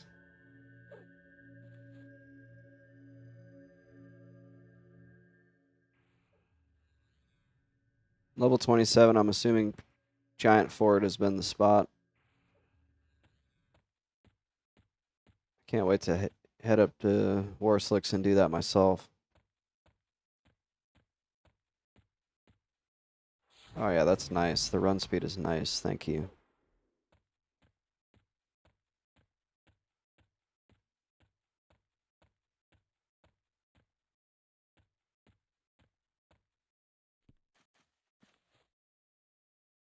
That's gonna speed things up.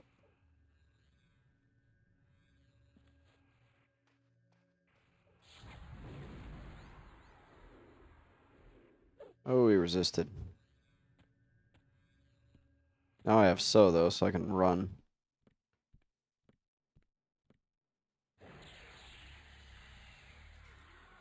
I can kite him around until I can fear.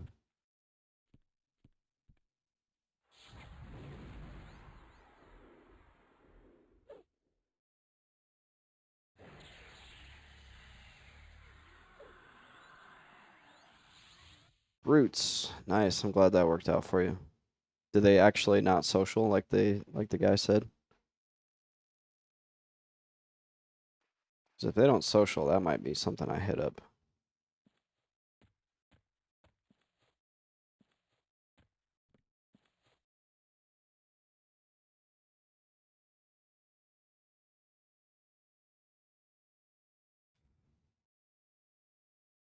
Uh-oh, the NOS is wearing off.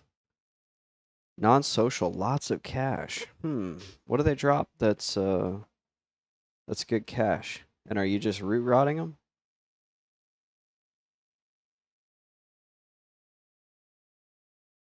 This is why I love Coon Arc. It's such a well put together expansion. There's a lot of diversity in what you can do, even if you're never leaving Coon Arc.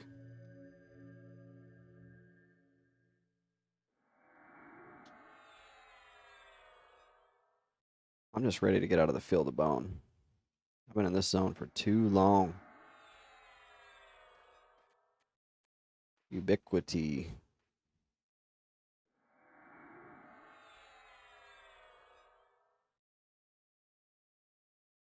Part of the Ancient Blood Guild. The Ancient Blood Guild is a Ixar guild. I think it's cool that people still do that.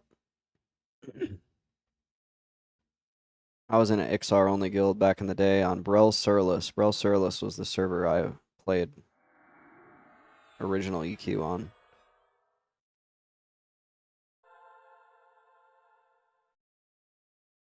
Jonacab thanks you.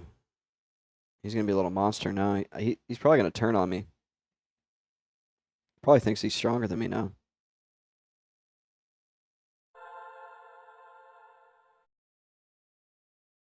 I feel my body pulse with energy. I feel like I'm at a rave. I made a YouTube short earlier. If you want to sneak peek at it, join my Discord. I posted it's unlisted right now. Once I get my artwork, I put in an artwork order on Fiverr. Once I get my logo, I'm gonna slap it on there and post it. But anyway, when I showed my girlfriend my YouTube short, she was laughing at all the spell effects. She was like giggling. I don't know, the lights made her giggle. Surprised she didn't have a seizure.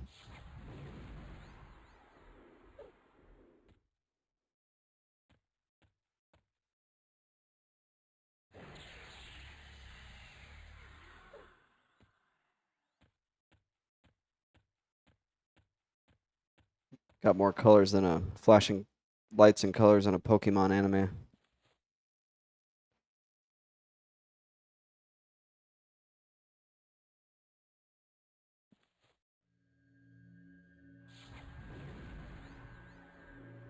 Get feared.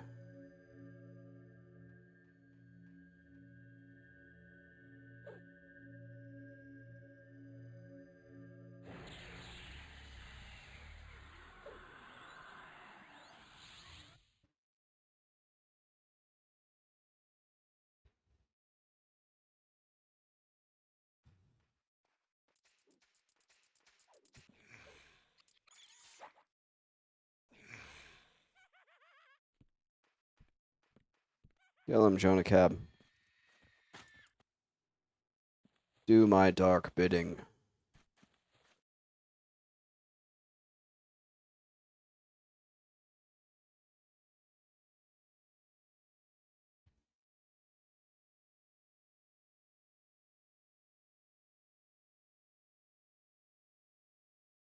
Targashin's bone mask rotting near K-Sora.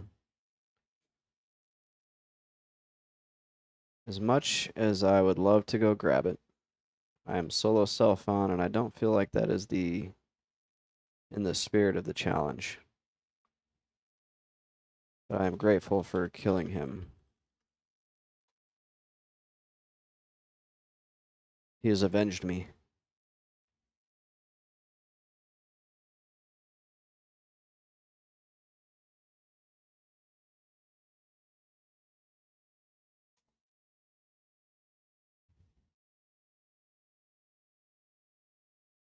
Old Targashin. I wonder what level Targashin is. Let's look that up.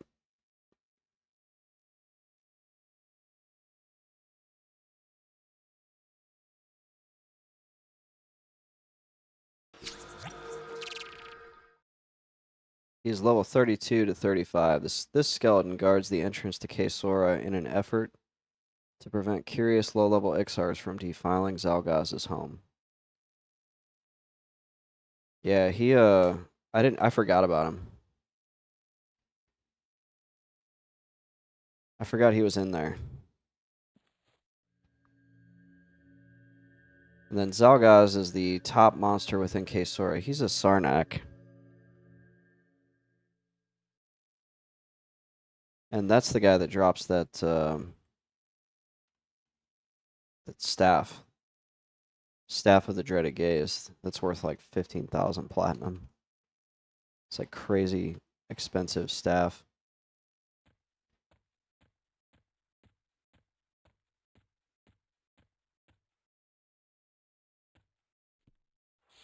Got this greater skeleton right here. It's nice. I didn't have to run very far at all.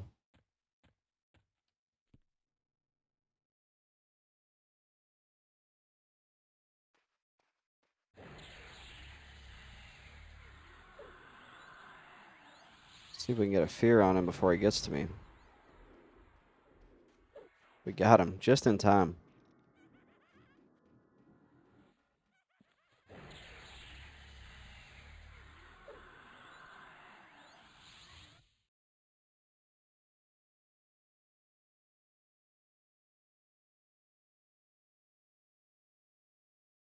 Just got a craving for like chocolate ice cream.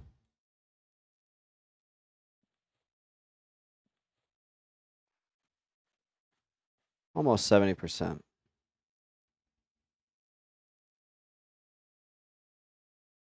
Give me some bone chips. Yes, 2 of them.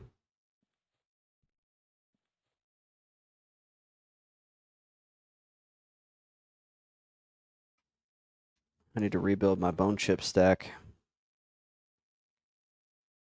Setting pretty low, 22, 23. It's like little tiny font. Little tiny font. You can barely see it.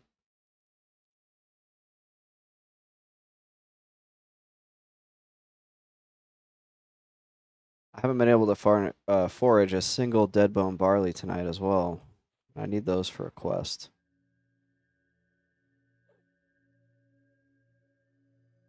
So hopefully I forage some. That way I can brew the Legion Lager. And I can continue doing the restraining order quest. Get my hands on some of those sweet lore books.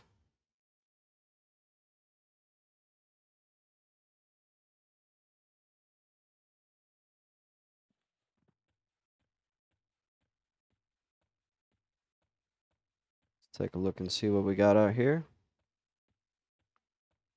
2 heart stings. They're really close.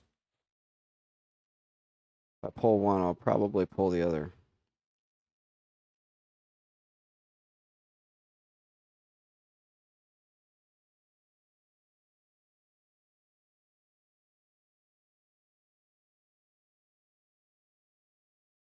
It says they don't social. Should I try it? We're gonna try it. Ah, now they're too far apart.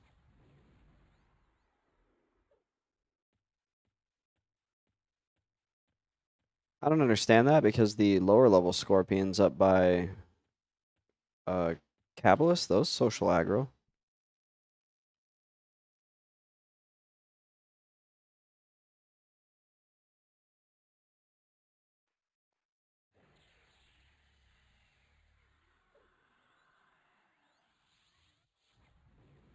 Get the fear, get the fear. Got it.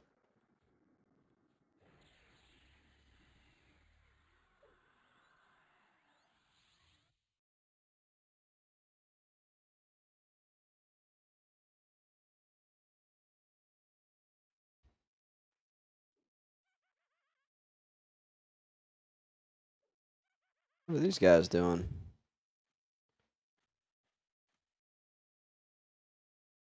These guys looked awesome. They had like good gear.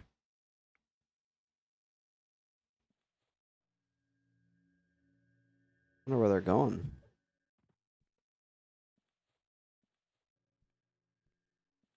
I've played this game for over 20 years and I've only grouped in Kesora once.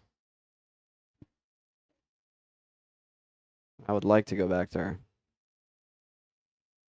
And it was like one of my favorite memories of early EQ was grouping in Kesora that one time. It was super fun. I don't even know why we went in there. It was like, I think I was out here in Field of Bone and somebody was like, we're going to Kesora. You want to go? I was like, sure. We died. We died a terrible death down there, and I was a monk, so I had to drag everybody's bodies out, risk my own butt trying to get everybody back to safety or their corpses. But it was fun.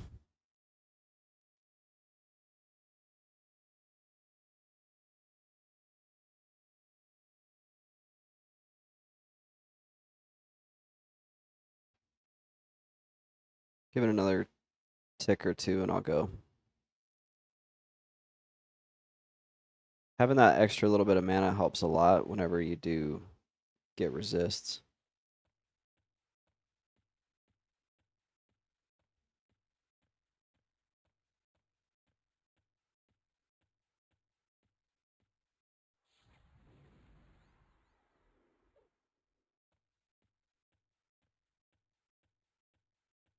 I feel like I've got this worked down to a pretty good system. If I run to right about here, I have time to dot and then fear, as long as I don't get resisted or fizzle like that.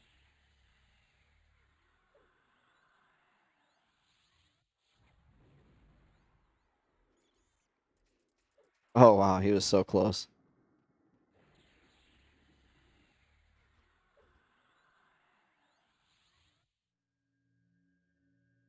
Fear wore off early too there.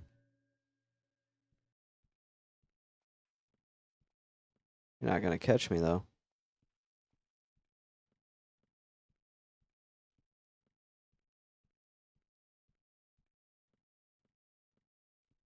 It's gotta be really frustrating for the mob.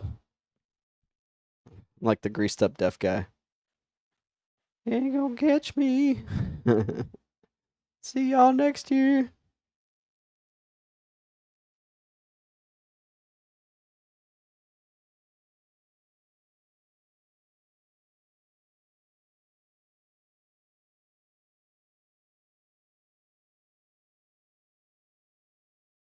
Long med on this one.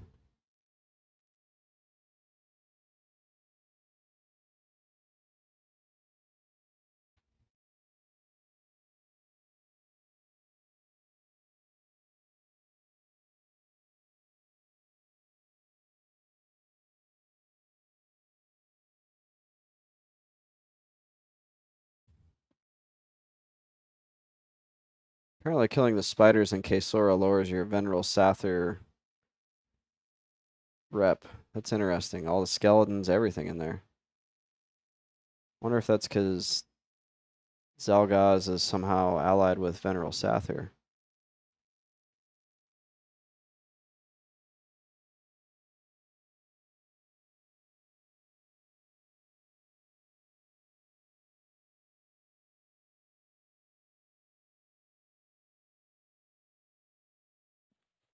That's interesting.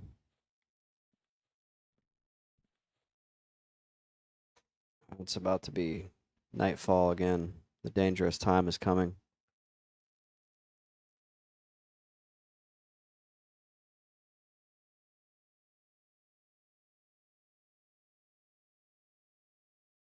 Couple more ticks will get me up.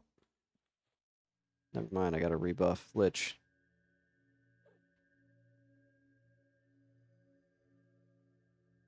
That's gonna set me back just a little bit. Having that Lich is nice though, because you're regenerating more mana while you're running.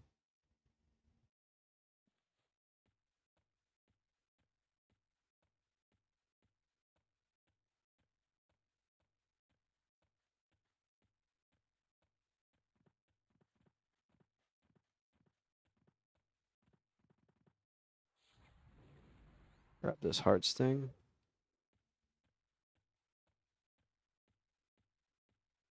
The color scheme here is so nostalgic for me. Like these like clay red clay walls.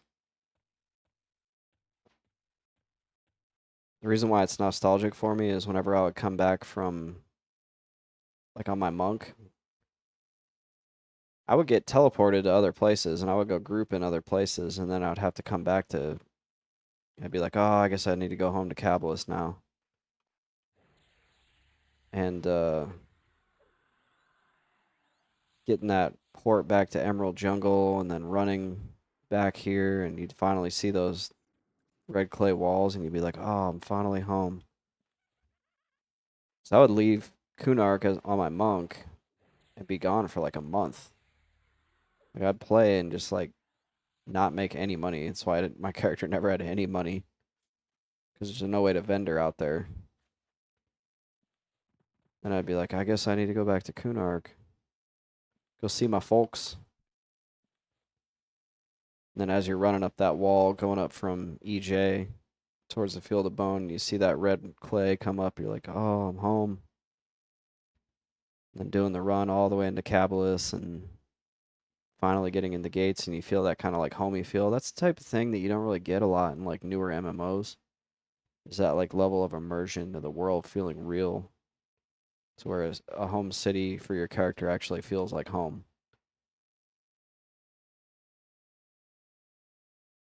There's a lot of things that this game captured that I feel like newer games just fail to capture.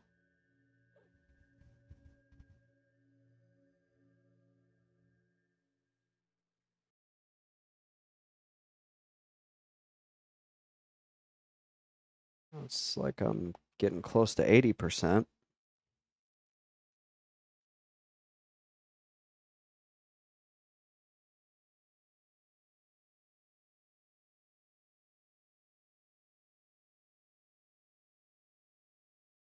I wonder what the fastest somebody is like speed run to 60 on this game is.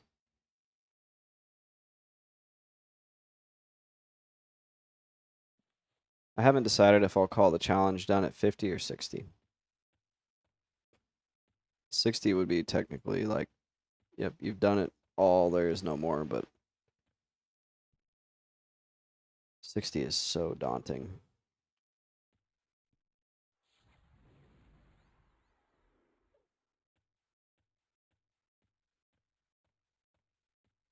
I've done all these levels so many times.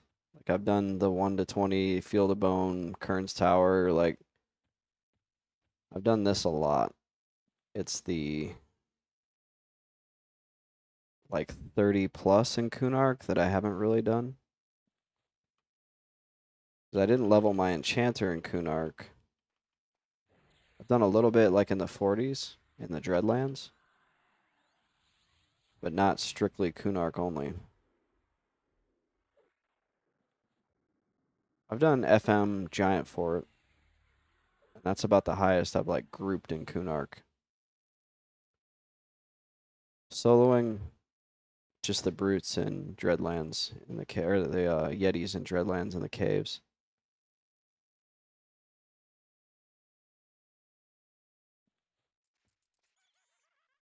You know, take a piece out of me, Heartsting Scorpion. You're not gonna last very long.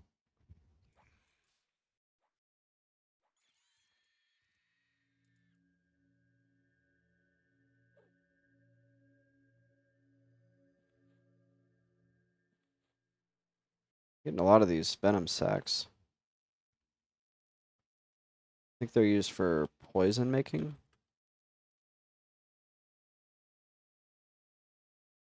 Stiffening ergot.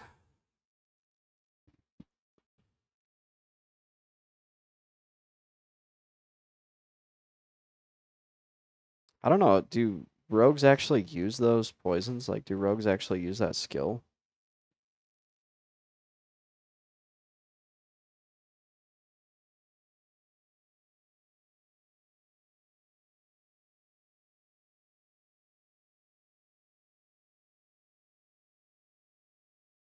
I mean, it looks like there's a good assortment of poisons out there. Just kind of browsing the wiki here.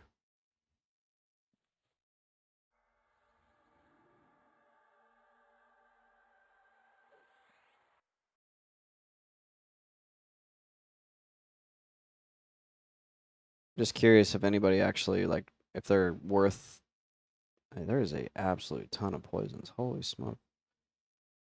Just wondering if they're actually worth making and using.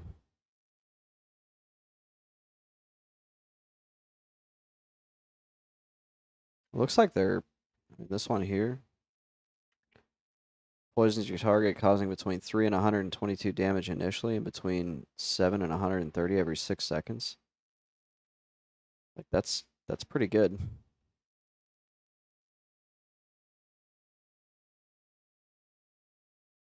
I've just never really heard of people saying like they were doing it. But then again, my exposure to high level EverQuest play is pretty minimal.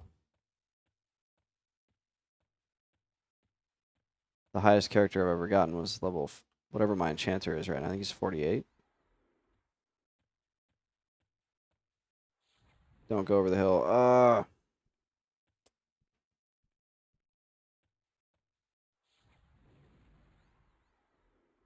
Good thing I've got this so. Help me get back.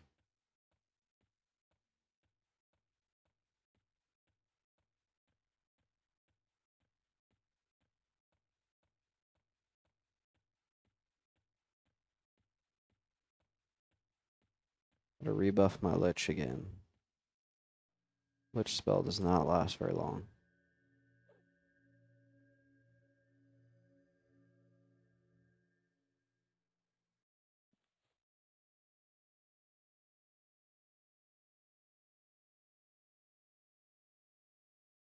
Jonah Cab, get him.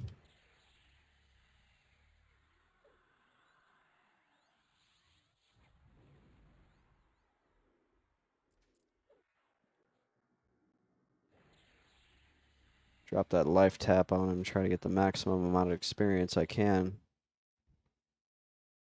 Even though it increases how long I have to med, I feel like I'm getting more experience overall.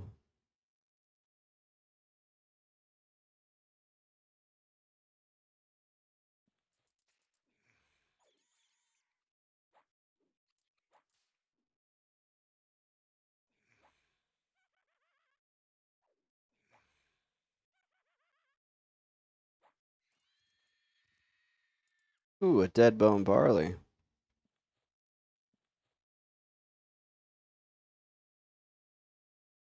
That's great.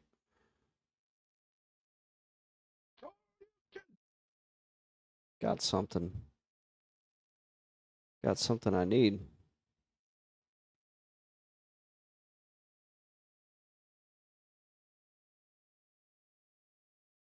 And night has fallen again on the field of bones, so you know what that means. It's gonna get dangerous. Blind pulling enemies. It's potential for getting ads.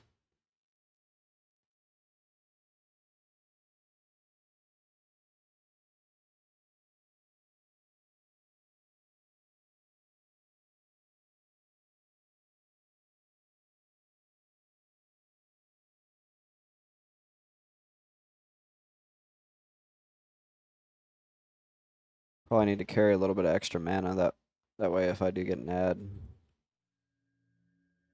it's not as deadly.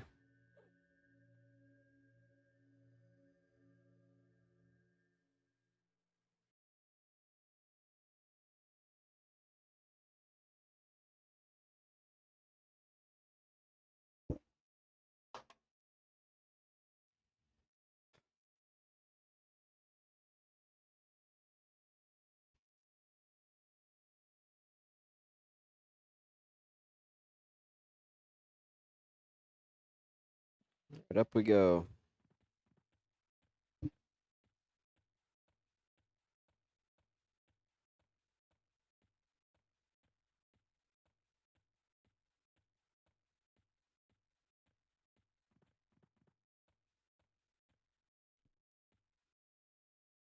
It's a scorpion here.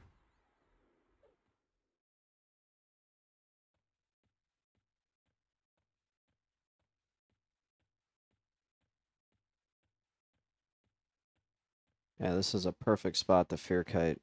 The safety is unmatched. Remember fear kiting over by the pit, and the enemies would run off the edge. Like, really? Come on.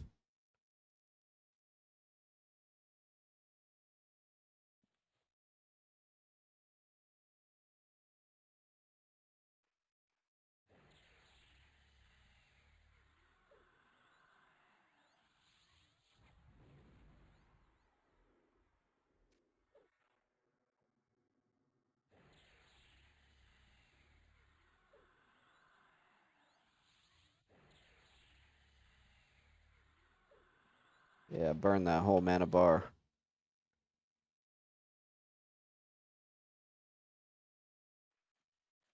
Get that good experience.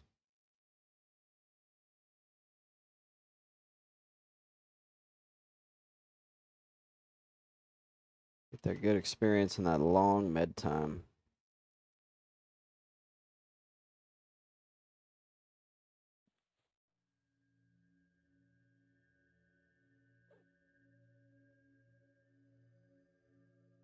I wonder what other mechanics out there I'm just not familiar with. There's still so much in this game that I don't know about.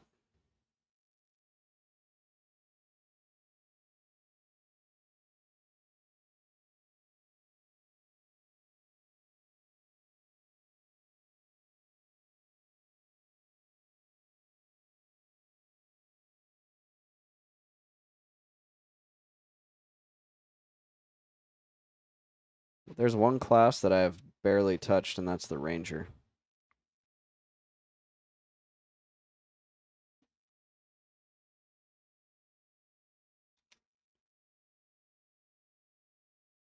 I wonder if you could solo a Ranger. I know when I was looking into what the warrior that did the solo self found, he said he did like a lot of like bow kiting. Like, man, that just had to be miserable.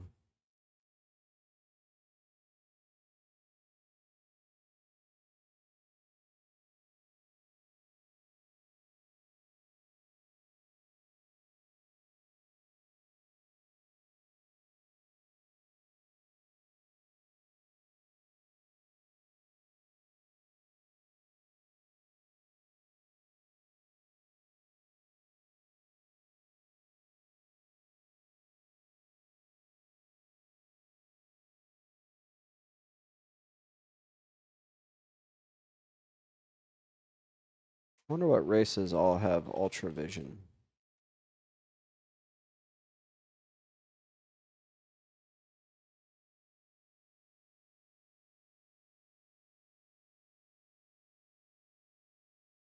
Does Ixar have infravision or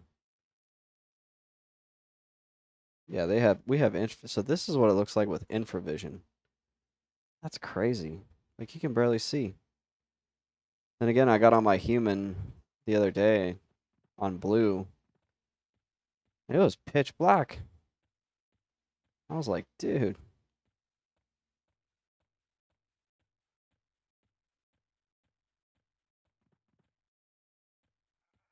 it's crazy to me how dark it was. So I guess all things considered, this really isn't that bad. Got resisted on my snare. That is bad.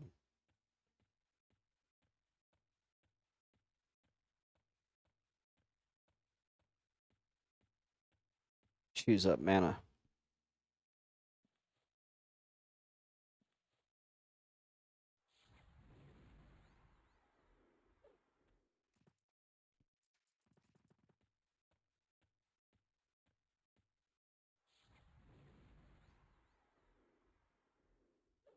Oh, resistant on the fear too?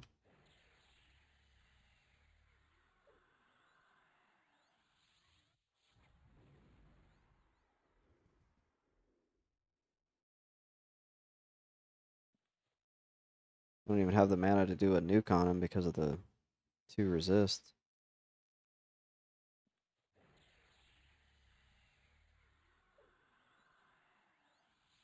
Just trying to keep that damage numbers up so I can get full experience from him. If you don't do more than 50% of the damage to the mob, your pet takes half the experience. Also trying to keep Jonah Cobb from taking too much damage.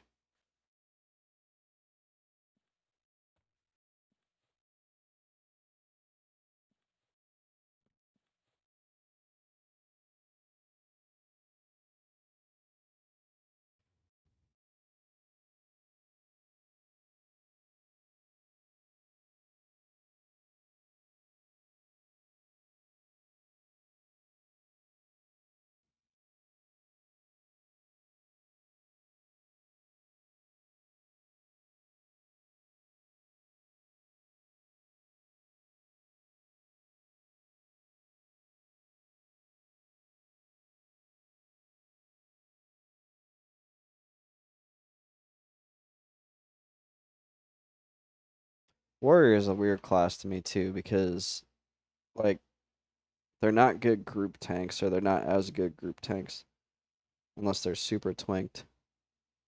Crossbow looking huge, King. Thanks. Now I'm self-conscious. They're not as good group tanks, and you need a lot of money to make them good. Paladins and Shadow Knights are better group tanks. I always thought that was so weird because you would think like a warrior would just be like the king of the tanks. And they are the king of the tanks whenever you get to the raid encounters. But if you're doing a 5-man or 6-man group, any small group, they're not gonna do as well as a paladin or a shadow knight because paladins have the I think it's flash of light. As soon as you cast that on an enemy, it's like glued to you. And then the shadow knight has the disease cloud. Same thing. They're like glued to you. Hopefully your night's going good, Crossbow. Glad you stopped by. It's been quiet in here tonight. That's okay though.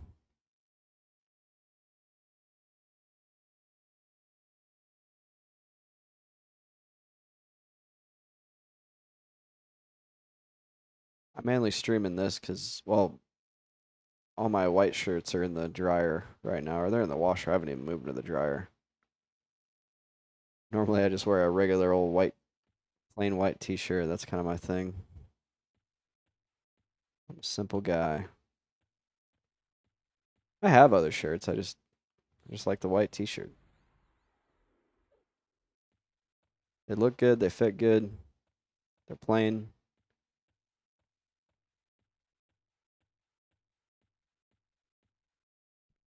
Maybe that's why nobody's stopping by. I'm over here in a, we call them wife beaters. I know that's not the politically correct term, but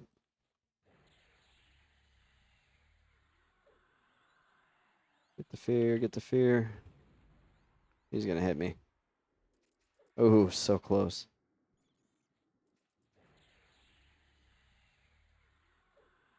Crossbow. That's like a cross between CrossFit and Taibo, right? No, my soul is dropping.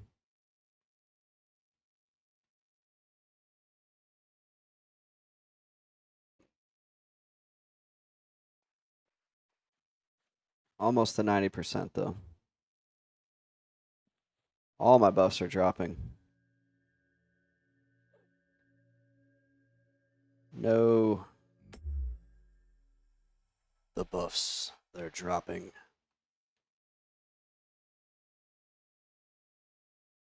I don't know why that was so loud. Sorry if I blew out your eardrums.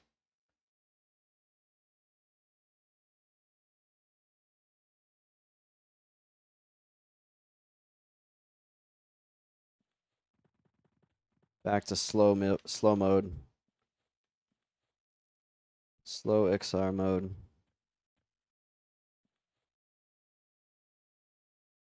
They don't last forever. It's all good. I appreciate him. Let's see, where did Rick head off to? War Slicks. Such a good zone for that level.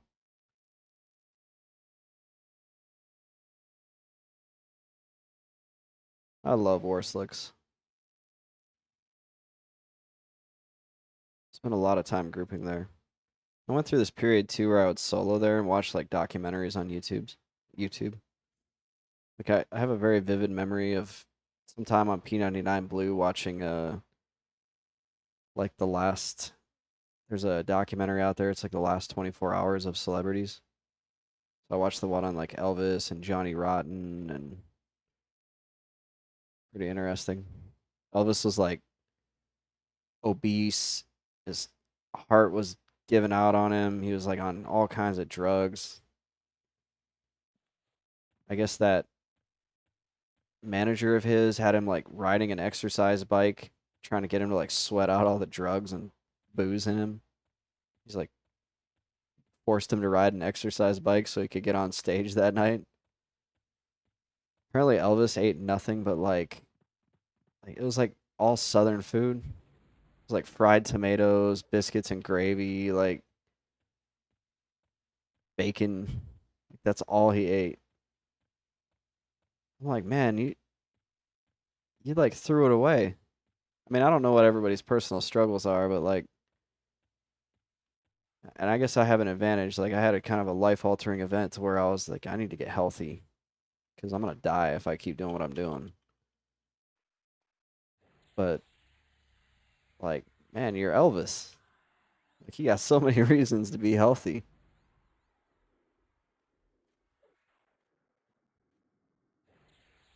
But I don't know. People have different lives, and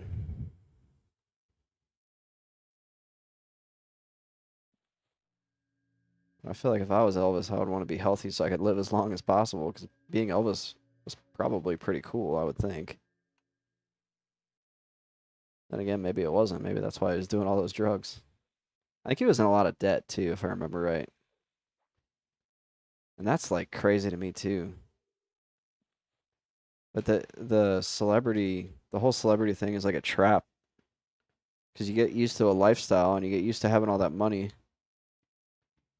and then you freaking overspend, and then eventually your fame passes. Like Elvis was not as famous as he was in like the '60s by the time he passed on.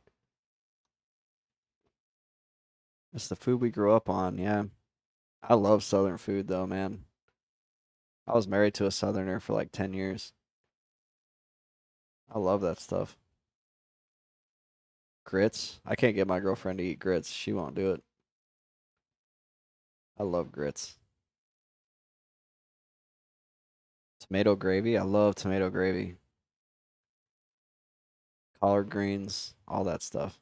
Super good. Oh man, I'd love some collard greens right now.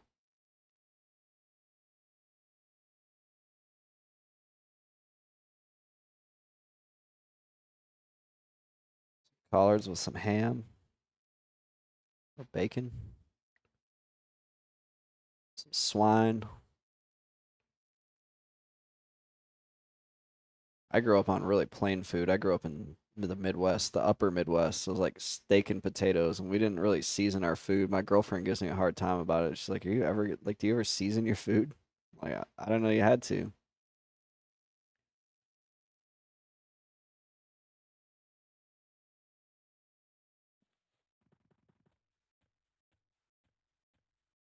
Like, I'll season things before I put them on the grill or whatever. She seasons everything. I guess that kind of goes back to the plain white tea thing. I'm just kind of a plain dude. Grab this greater scale bone and run him up here.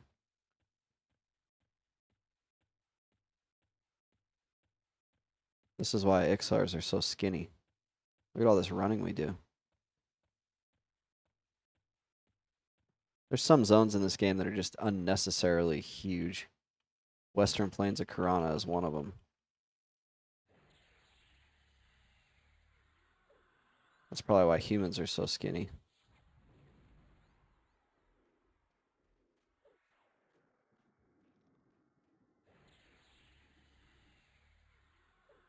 Permafrost or Everfrost peaks. That's a huge zone. So much running. You have shamans up there though, so it's better. You at least get a sow once in a while.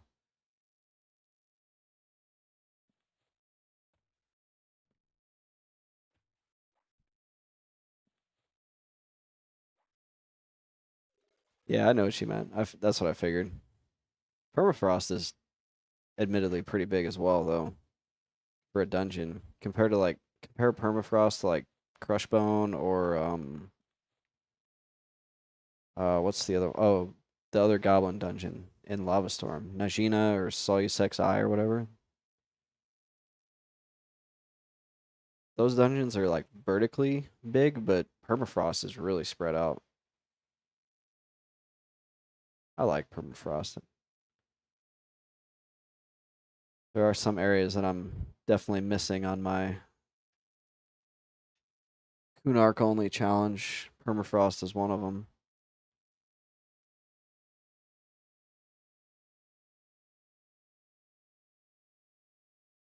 Black Burrow's another one. I love Black Burrow. That one's vertically big as well. It's like vertically tall, but it's not a massive like zone. It's just a fun zone. So you get a huge null train. So the trains in Black Burrow are insane. Like I don't know how they like why they thought that was a good idea to design these zones with like one way in, one way out, or two ways in, two ways out, and the ability for everything to bring everything. It's so funny to watch them all run back in Blackborough too. Like seeing that huge trade of like 30, 40, 50 gnolls all just kind of like walking back. The trains could be fun as long as you weren't the target, yeah. So you're like the poor level 4 meditating at the front and nobody says anything.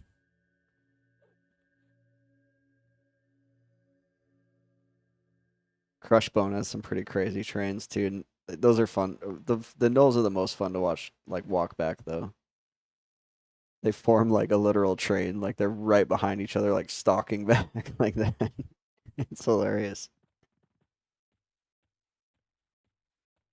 Blackburrow's good for the Nullfang quest. Those Nullfangs are good experience for like way too long.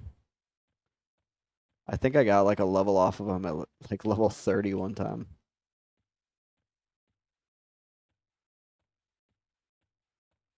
Greater scale bone.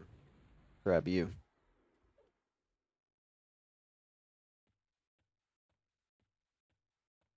Run you back here to my trap. You'd figure after a while these mobs would be like, dude, don't go back up in them woods. If a lizard comes running out of them woods, I've seen so many guys go in there and never come out. It's gonna hit you with a spell. Just ignore it, man. Don't go up there. It's not worth it.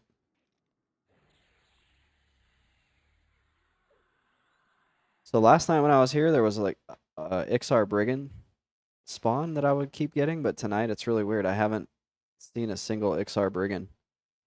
And that just means that the placeholder mob is up. It's probably a Burying Eye that I'm not killing. So there's nothing to spawn that Ixar Brigand. I think I saw one, but not like the ones I was seeing last night. That placeholder business is nuts on this game. There's a cloak in Southern Karana that a lot of melee characters, you might want to try to get that, Rick. Unless you get levitate. Do shamans get levitate? I'm gonna look that up real quick. Shaman.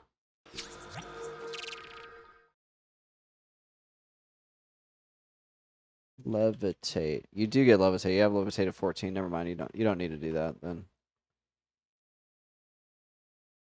So like melee characters will go try to get that Pegasus cloak in Southern Karana. And the problem is in order to get the Pegasus, whatever unicorn to spawn, you got to kill one of like 5 placeholders, and they're spread out like almost like in a pentagram type 5-point shape in the zone. So you're just if you don't have track, like if you're not a ranger, you're pretty much not gonna get this or a druid because you got to look for a specific set of like 5 different mobs and kill them and hope that it spawns the unicorn. And I've spent hours running circles around that zone trying to get him to spawn. Because my cleric on Agnar did not have levitate. And then I leveled a druid just to do that. Ooh, dead bone barley. I'm glad I got that. Why are these sound effects so loud? Let me turn them down. I leveled a druid just to get that cloak, and then was like, I got bored of Agnar and was done.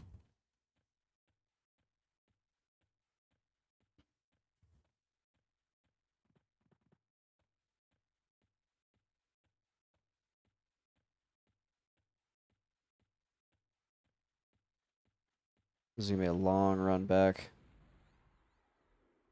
Oh my gosh, interrupted.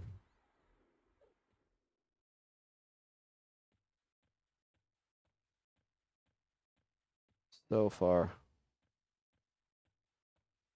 Good news is we're hitting about 90, a little over 90%. So for the viewers, just going to apologize in advance for the ding noise. It's going to be extremely loud. I'll try to give you some warning.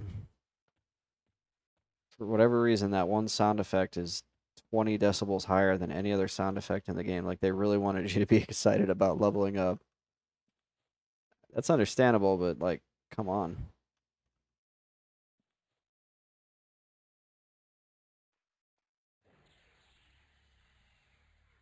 I'm like happy that I level, but it's also super annoying and loud.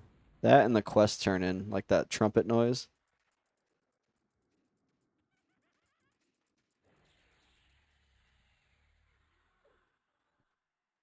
Oh, another dead bone barley. It's my lucky day.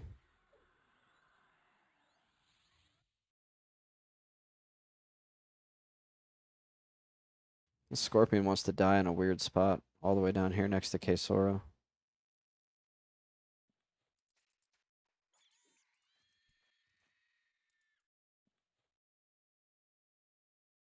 Oh yeah, looking good. Almost there. The long grind to 16 is almost over. And then the long grind to 17 begins. At least I'll have a better pet. Better pet and a better dot. Don't forget the thunder. Yeah, the thunder or the howling, that howling wind noise. That that's not as loud, but it's just like it's nonstop. It's like annoying. I've disabled the thunder. You can go in and disable them. If you look it up on Google, there's a way to do it. I've disabled everything I can. I might disable the ding, but I can't find the rain. Like I control F the text file and I type rain, I type weather, storm, and nothing comes up. And I can't find anything on Google to tell me what the rain noise is.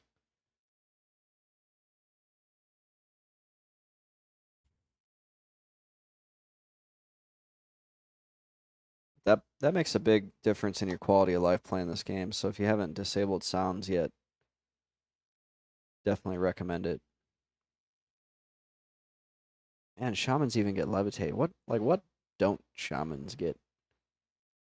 I'm really wishing I rolled a shaman. They're so cool.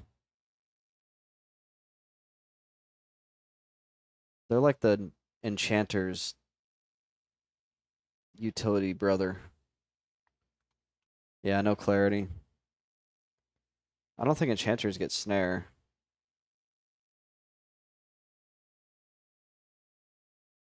Clarity is sweet. But if you look at how an enchanter's set up, they're required to have clarity. Like I'm almost certain they added that spell because of like playtesting. I can't confirm that, but I feel like playtesters are like, I don't have any mana. I can't use half my spells because there's just too many. Without clarity, you would not be able to charm. You'd just go and then if your charm broke, you'd be done. Like I shudder to think of playing an enchanter without clarity. I don't think it's possible. Not to do the things they do. You'd be stuck using that little your dinky pet, which the illusion pets are actually not terrible, but they're not as good as the charm pets. You never know true power in this game until you have two hill giants fighting each other. One of them is yours. That's why I made my enchanter a gnome, because it's so funny to see a gnome running around with a hill giant pet.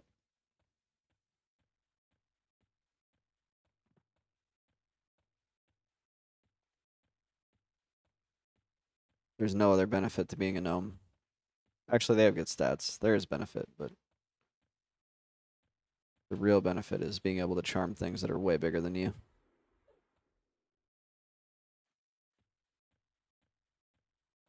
Gnome is actually a pretty solid race overall. Their starting area is good. They get infravision. They have good stats. It's just an overall pretty good race.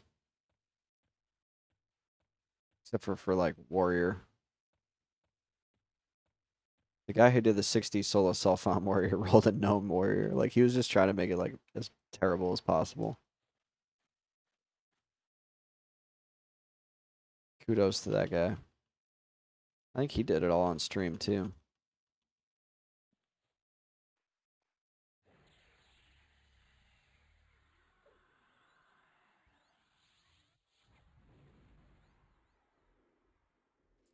Ooh, resist. I feel like I could see the future there. Like I was thinking to myself, this one's gonna get resisted.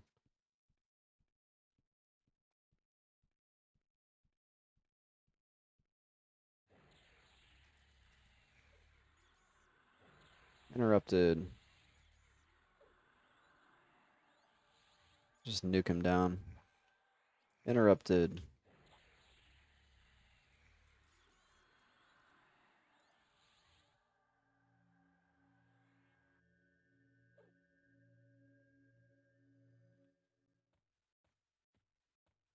I was hoping to have gotten some more words for research. I'm at a little bit of a dilemma here because I could potentially research my level 16 pet. I have half the words I need. I have one of two. I'm about to hit 16 and I don't want to not have the pet. So it's like, what do I do? If I spend the money on the words, or spend the, oh, I could probably spend the money on the words. That's a good idea. Check all the vendors. Dang. My misspeaking gave me an idea. I was gonna say if I spend the money on the pet and then I get the words afterwards, I'm gonna be pissed. And then I misspoke and it gave me an idea. Or was it like a Freudian slip thing where the idea was in my head, it just needed to come out of my mouth? Usually that's a bad thing. Usually I'm putting my foot in my mouth.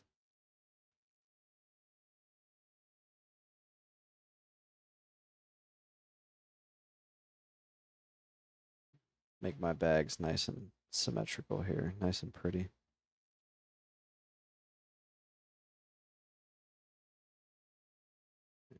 The sun rises on the field of bone once more. 5 a.m. That's sunrise in Norath.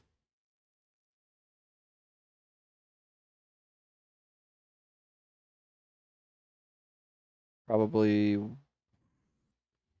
can still see a little like snippet of white here, so probably 2 to 3 more mobs, and there will be a loud ding. Clang. They couldn't have chosen like a less obnoxious sound for that. Like in World of Warcraft, you get the kind of like whoosh. Everquest, you get somebody banging a gong in your ears. Yes, I know I leveled up. I've been watching this experience bar like a hawk for 30 hours.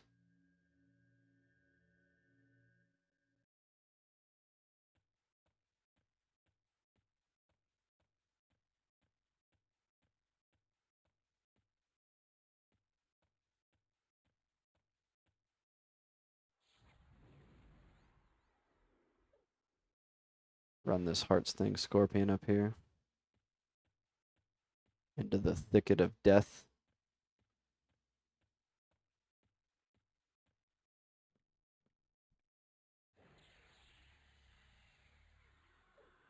Don't have time to get a fear off, so he's gonna hit me and probably stun me. Oh, my pet stunned him. Oh, and then he resisted. Stop resisting!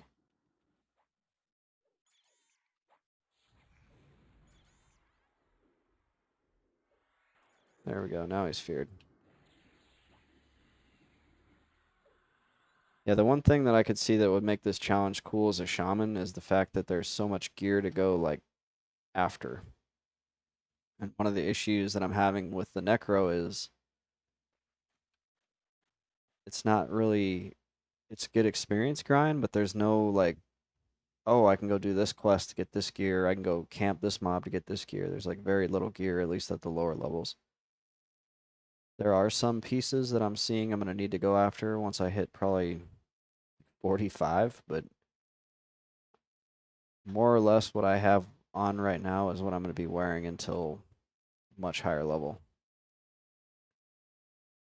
And I can definitely see why a game like World of Warcraft, they added those like random items, like the random greens and blues that you can just get off any mob for reasons like this. Because in EQ, I mean, you're wearing like go roll a level 1 warrior, like your warrior Rick that you played in Everfrost Peaks. You were probably wearing like cloth wristbands until you were level 45 because like nothing is gonna drop.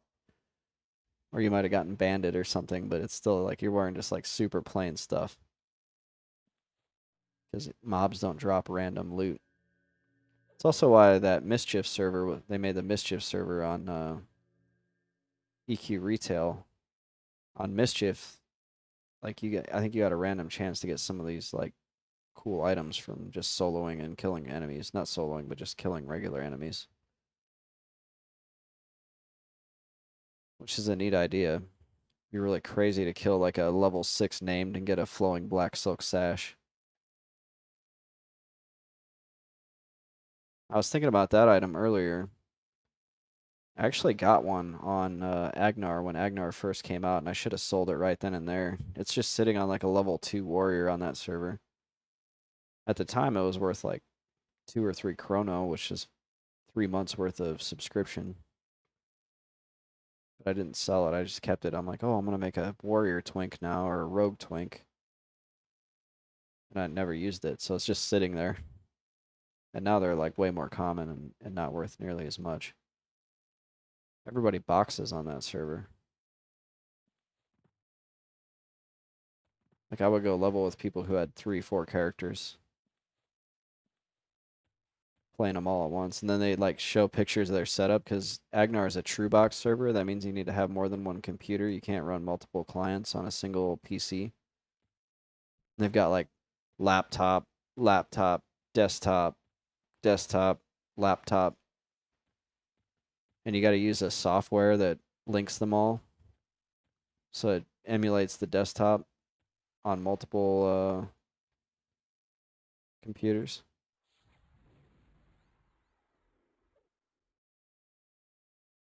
And I did start boxing on there. I boxed an enchanter and a druid together. And I did that with the laptop that I'm playing on now on my desktop. And then I thought about bringing up a third laptop because I have another old laptop. It was just too much work. It made playing EQ, you felt like you were playing like StarCraft.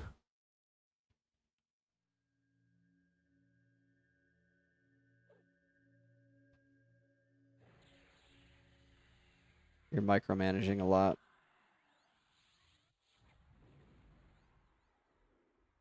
It was fun though. Like that's a great duo combo, druid and enchanter. And I was able to do a lot of stuff that you couldn't do solo.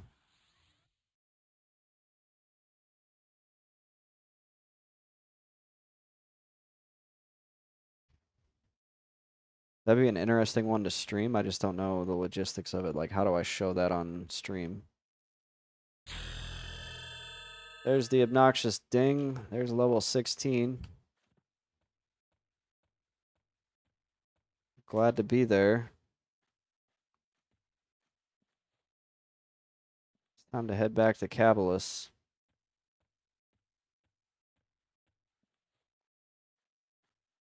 I can gate. This has been a great spot. Don't think I'm going to come back for 17. It's kind of starting to slow down a little bit.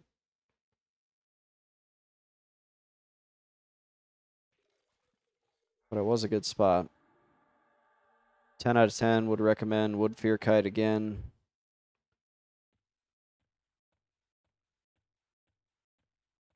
Let's go look for words. I'm going to check all the usual vendors. We'll start with Clock Asset here outside of East Cabalus. And I need the Words of Reviviscence. I don't know if that's a real word or not, at least according to EQ it is.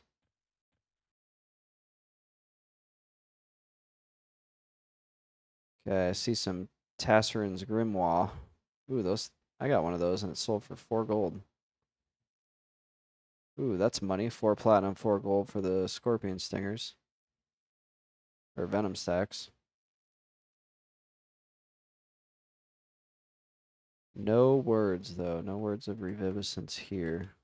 We can check the other side just in case. I feel like this is a less common vendor, though. People don't use these vendors as much. We'll check the one by the bank. The one by the bank's gotta have it. Hopefully has it. I'm not gonna say gotta. It's a little bit presumptuous.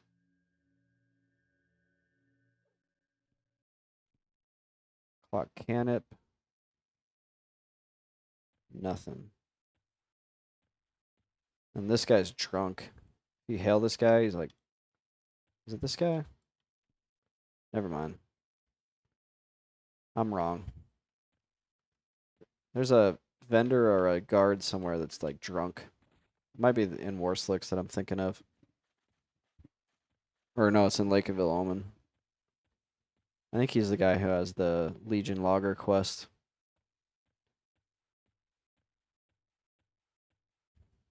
Still working on that Legion Logger for the Restraining Order quest so I can ban all the guards from going and getting drunk. That's an actual quest in this game. You walk around with a note and tell everybody that they're not allowed to go to the bar anymore.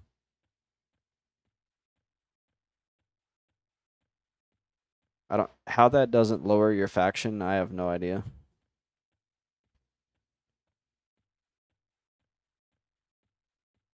We'll start in here in the Shaman Guild, see if anybody's sold those words to any of these guys.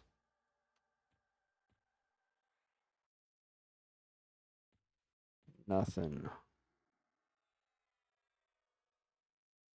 Nothing.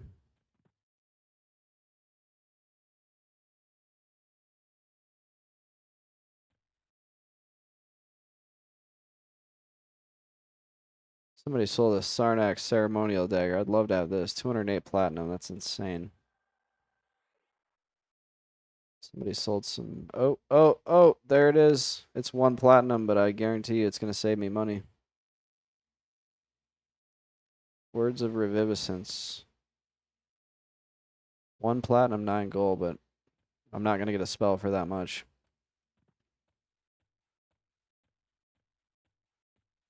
That's a win. Haha. We got it.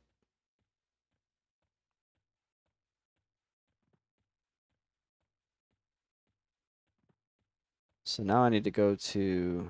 Well, that like cleaned me out on my copper and everything. That's good. Grab all my hard-earned 23 platinum out of the bank here. There's my words. Words of the Sentient, words of Reviviscence. Reviviscence. Try to say that when you're drunk.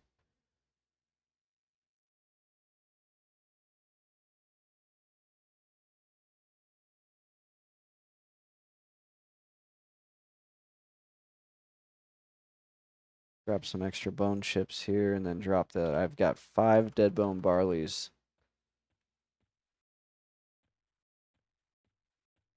5 chances to make the Legion logger that I need for the restraining order quest.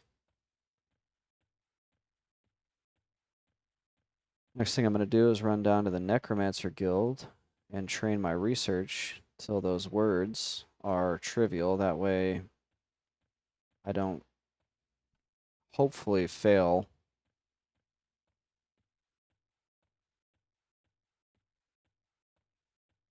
And if I do fail, I'm going to rage quit the game.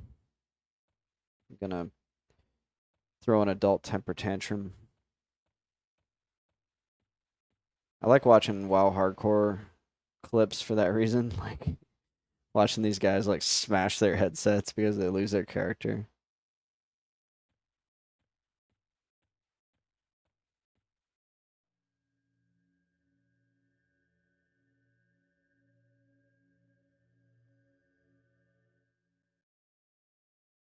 I watched a video earlier where a guy was like, West Cabalist, what is the point? I was like, yeah, you got a point there. Like from a lore perspective, it does make sense because the Necromancer Guild is here and they're kind of like banished to this side of Cabalist, but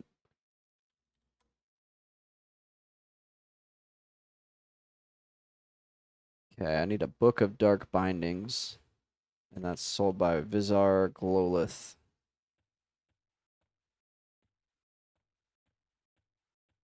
And he's up here on the right.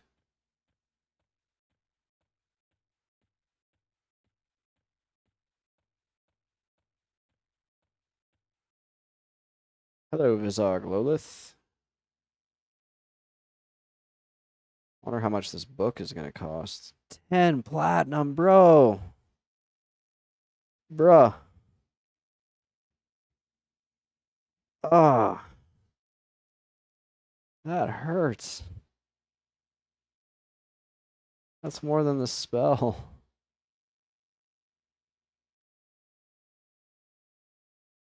Okay, I'm reevaluating things here. A book? 10 platinum for a book, bro? Can I get it some other way?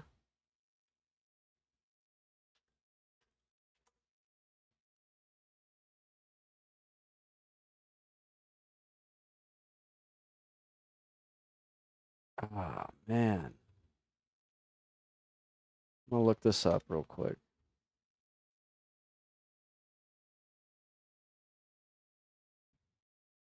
Does not drop anywhere, has to be purchased. Oh, that's savage.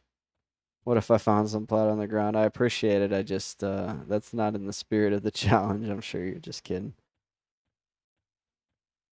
Yeah. Oh, what's this? There's some coin here. As you're like running off at so speed back to Warslicks. It'll be alright. Once I hit the Warslicks level, and I'm able to farm those giants, like the money problems will start to go away. These are the struggle levels, so I need to struggle. It will only make me a better necromancer. 10 plat though, man.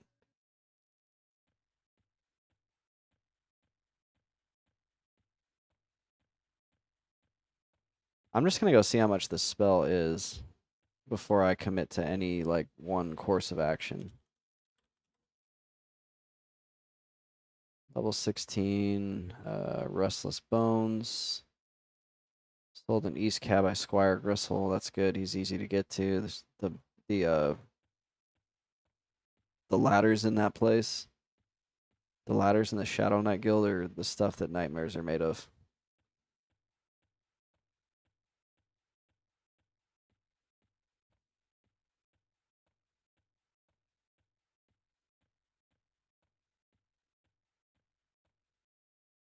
Dang it.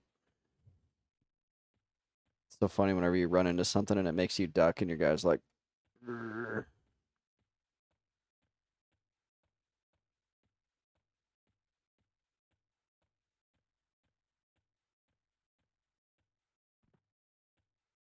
Lord Kaisar. Here's Squire Gristle. Okay. The spell is Restless Bones. Yeah, the spell itself is only 8. Hmm. I think I'm just gonna buy the spell because it's 100% guarantee for me to get the spell. Versus I go below 10 platinum on the book. Even at max research or whatever, I combine it, it fails, and now I don't have the spell and I'm out 10 plat. And then later on, I'll get the book whenever things get a little bit better and I need to do some more research. So, okay. 8 plat for that. And I've got enough for one more spell. So I'm looking at the wiki here. And I could do Feign Death. Or I can get a 12 damage for 8 to 12 ticks. Heat Blood's already doing 17 for 6 to 10, so really nothing new on the dots. Shielding would be nice, but not really required. What's like the best use of my money?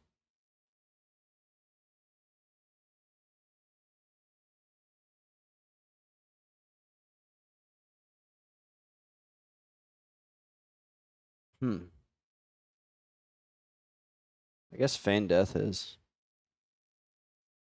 Feign Death is 12 plat, but that'll save me.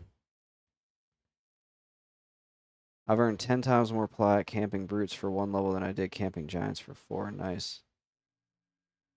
Hopefully by the time I get out there, you'll be done with it, so we're not fighting with each other over brute spawns.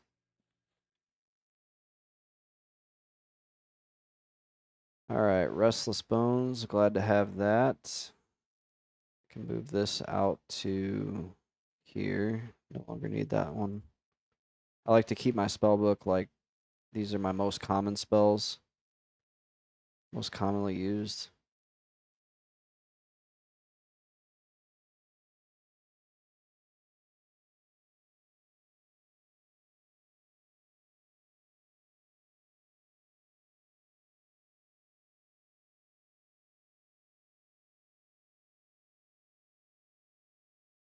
And then Feign Death. That's just a good one to have. Saves your bacon.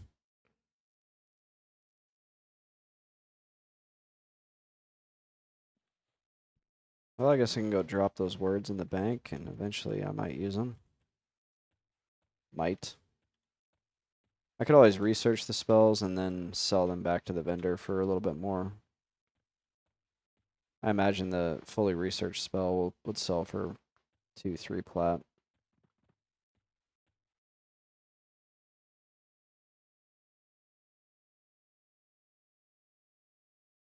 As much as I want to go to bed, I kind of want to go check out this new pet. What's Kearns looking like? Still a ton of people in Kearns. Should we check out Lakeaville Omen?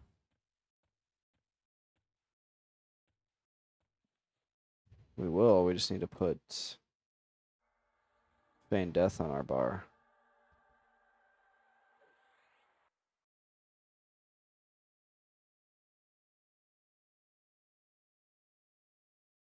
What would be nice is having that shielding spell, but money, money, money. Whoops, I'm playing with my friggin' wiki up. Whoops. Lake of Ill Omen. Actually need the wiki up right now.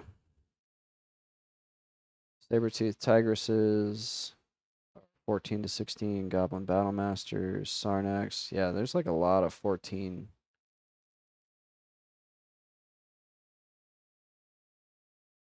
Down in here, yep, this is the spot. I remember going here at level, what, 15, 16, and grouping here quite a bit. As you go just past Furiona V. Yeah, it's just such a long run. Actually, I don't think I'm going to commit to that. It's a long way to go.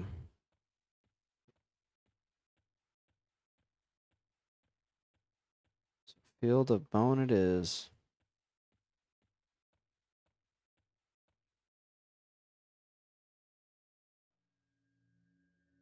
Now I can feign death. I should probably practice my abjuration.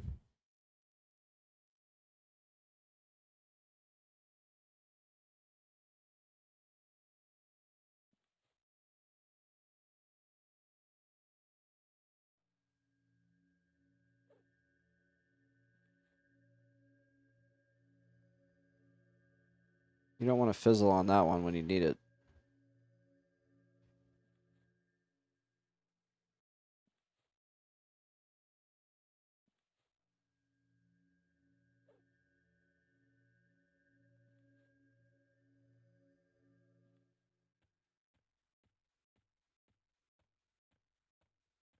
There should be a good assortment of enemies to kill around the base of Kern's Tower.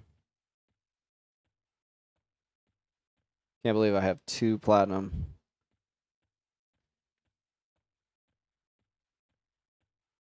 I will never financially recover from this.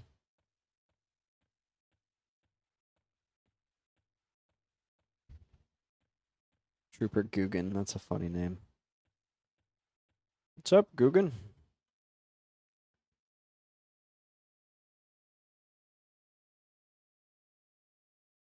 Yeah, as much as I want to go to Field of Bone, that's like such a trek.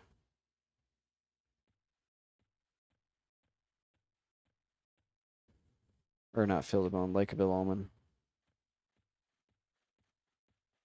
If I had the Bind Affinity spell where I could bind myself there and then just come back here whenever I need to sell, then I would probably consider it. Actually, it's kind of 6 in one, half dozen in the other because I'm bound right here, so. Yeah, the money issues, they'll work themselves out. This game is very slanted towards like the lower levels being the struggle bus, and the higher levels suddenly you're making more than enough money. Mobs actually start dropping things that sell for something more than 3 silver. It's like that initial spell grind is kind of the tough spot. Rick. You gonna be like Rick James or Rick Roll, Rick Ross?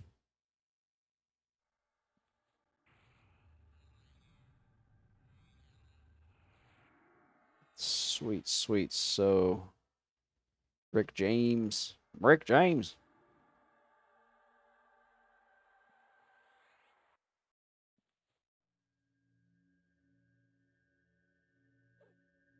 Look at this banana robe I'm wearing. It's so bright yellow. I'm gonna be wearing this robe forever.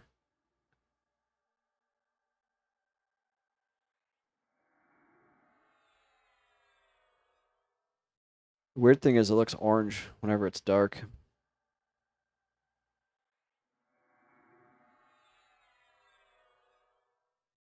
You feel stronger.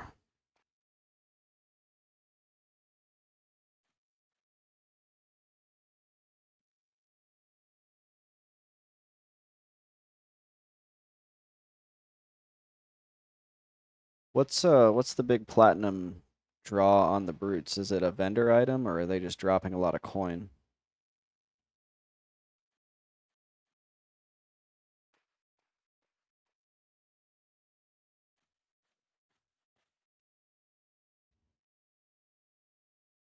Oh, I can't take any money. I can't take whatever you're trading me.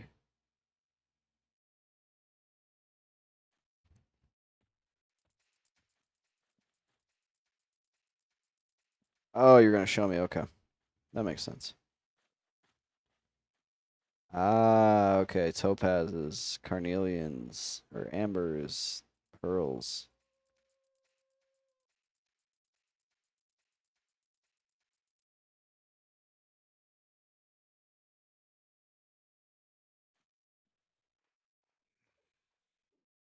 That makes me think of this.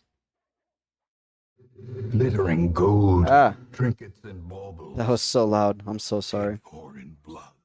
That was supposed to be humorous and not deafening. I apologize. Paid for in blood. That's from a game called Darkest Dungeon. So hard. Crazy hard game.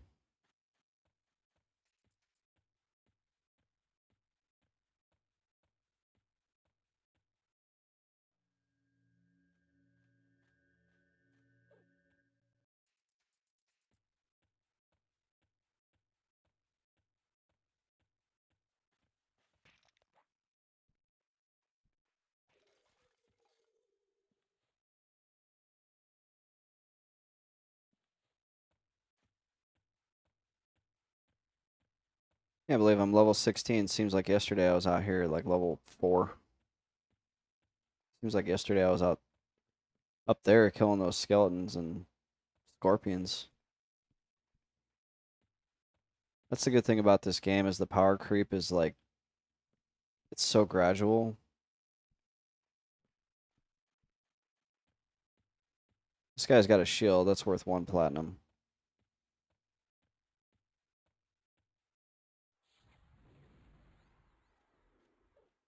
That's what makes the game so enjoyable though is the slow, steady progress that you make. Games that nail that progression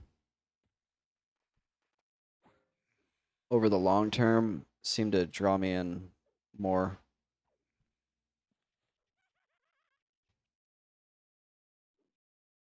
versus a game that just hands it to you instantly or almost instantly like Retail WoW.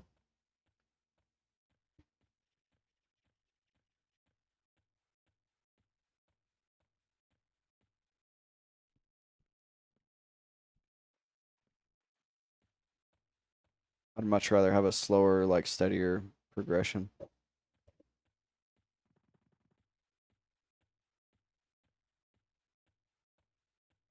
Definitely feel like you've earned it whenever you make it there. Question is, if you give a pet armor, do they use it? Yes, they do. In fact, it's a strategy on the enchanter to give your pet items that lower their magic resist. So if you find items that have less MR, like minus so much MR, it's actually could be worth money, even though it seems like it's a bad item. And the reason for it is that when enemies, or yeah, when your enemies have less MR, they're easier to charm. So chanters will get sets of gear, give it to their pet, and then it will help them keep them charmed. It makes the charm last longer.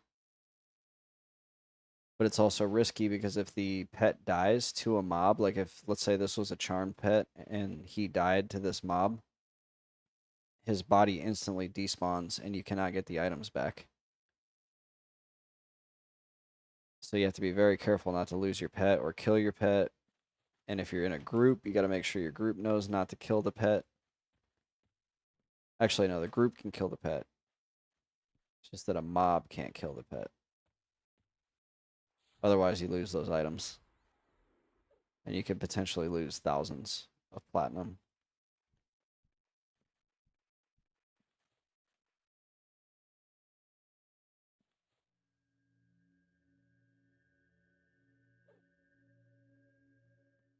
But they'll even equip the armor that you give them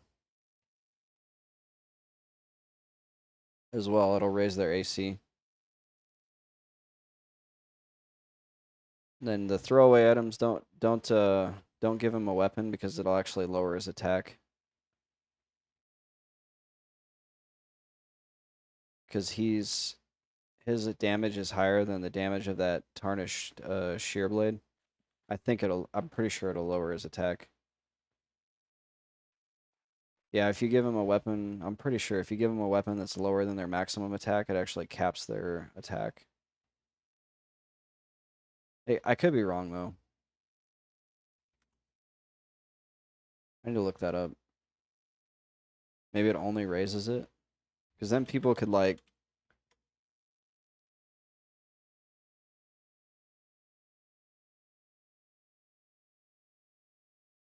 oh, it says if a weapon's damage is greater than the pet's innate damage, then the maximum hit will increase. So yeah, it actually wouldn't. It wouldn't do anything if you gave him the shear blade.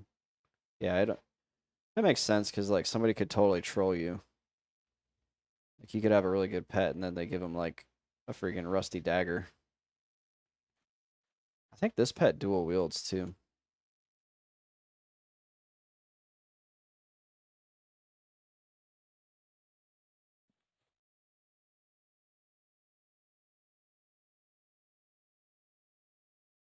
I think level 16 is when they necro pet starts to dual wield.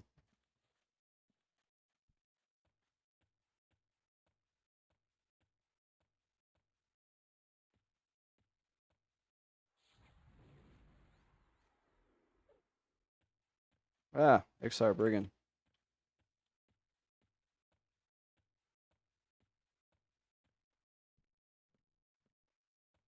This is a very bad spot to pull to and fear kite at. Wonder if that tree line up there would be better. There's too much stuff paths through here.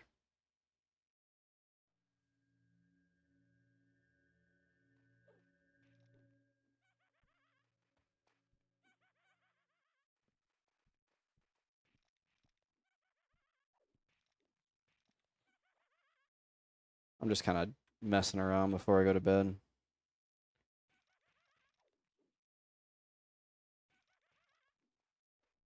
Oh, you scared me. I thought you were an enemy.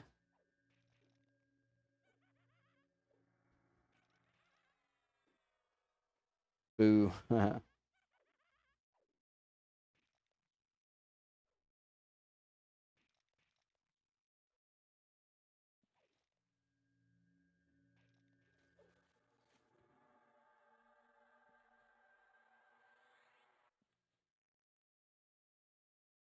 It'd be nice just having a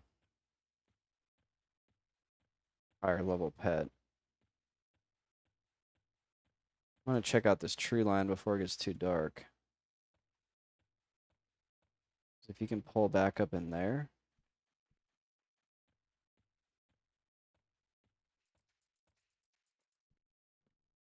Oh, shoot.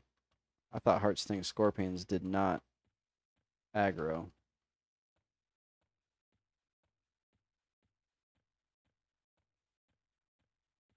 And this looks like decent.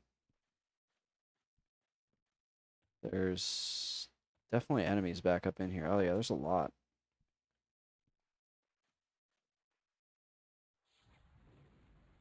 Oh, shoot.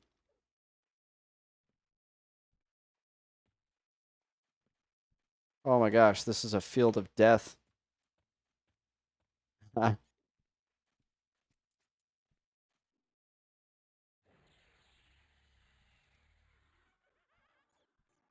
Oh, there's like a lesser charbone. This might actually be a good spot if I could find a place where there's good fear kiting. This looks like it, actually. There's like nothing back up in here. Here we go. Here's the new fear kiting spot. Levitating.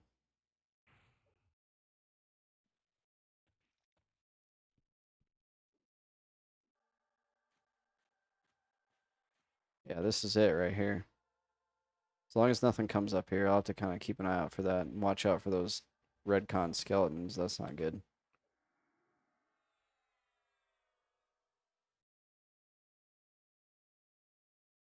When it gets dark, it's going to be kind of... It's definitely not as safe as that spot I was in before.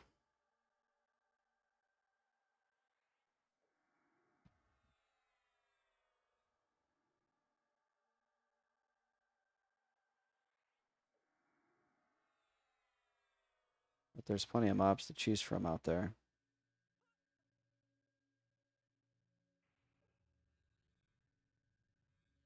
I love this game. I love EQ.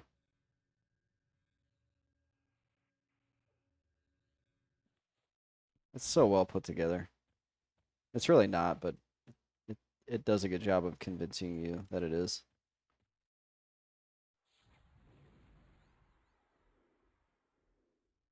Uh,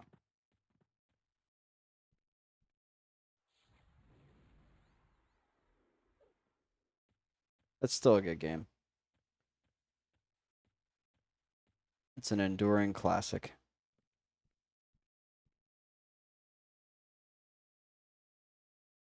Yeah, nothing's really pathing up here, so I think this is it.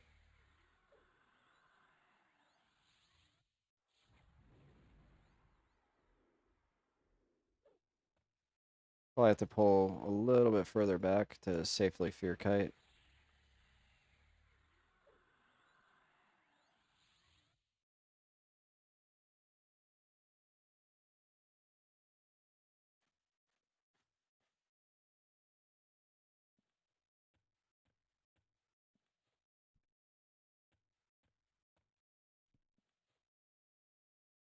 This reminds me of some like 90s techno.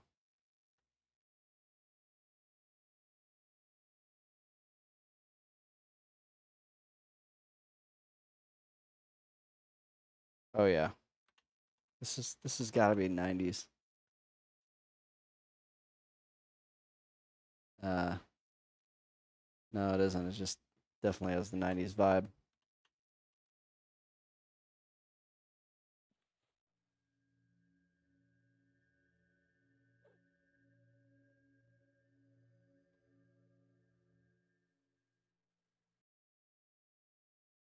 I'll have to remember that I have feigned death now. That'll save your behind.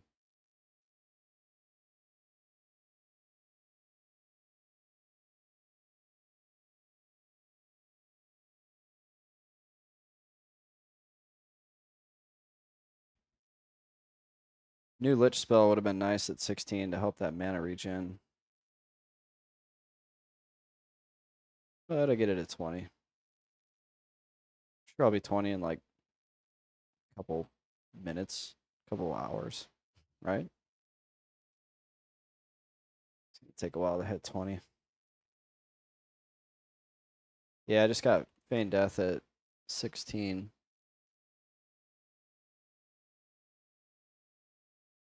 I'm gonna look up these brutes and see what level they are.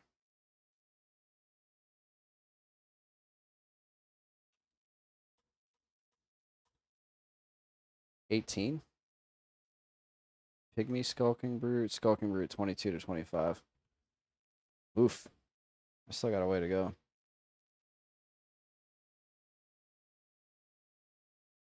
Yeah, FD is nice.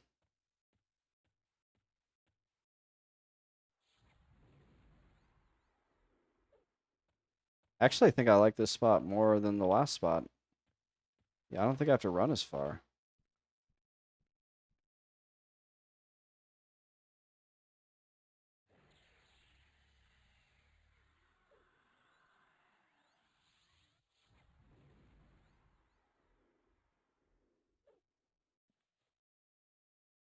And I think with this new pet, I'm not even having to, like, I really didn't have to fear him.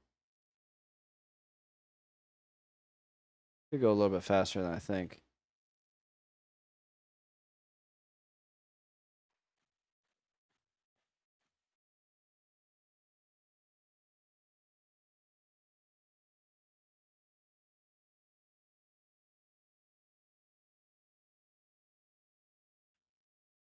Make a macro here to force my pet to sit down.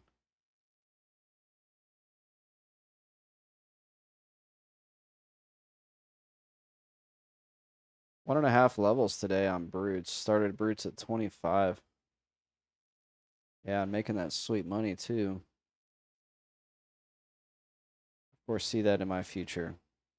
4 to 5 hours. 200 plat, nice. That'll help because shaman You're gonna need a lot of plat for your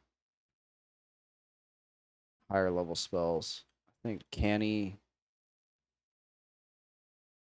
is it canny 4,000, 1,200? That's really not that bad.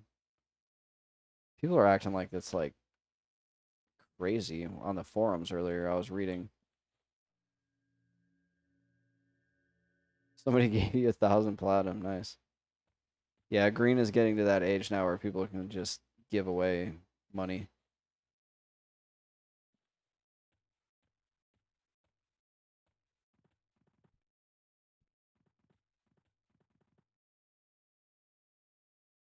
Gale Wolf Tracker, he's a yellow. Let's go. Let's take out this yellow. I'm just gonna run him way back here and fear kite him.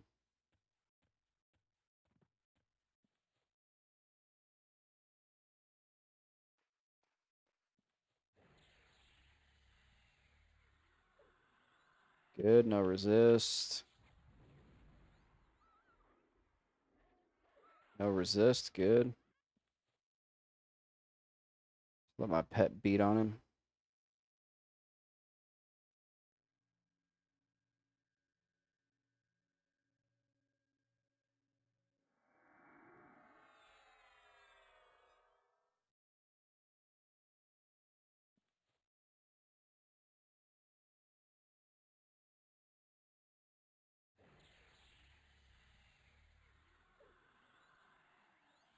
Nuke him so I get good experience. Boom.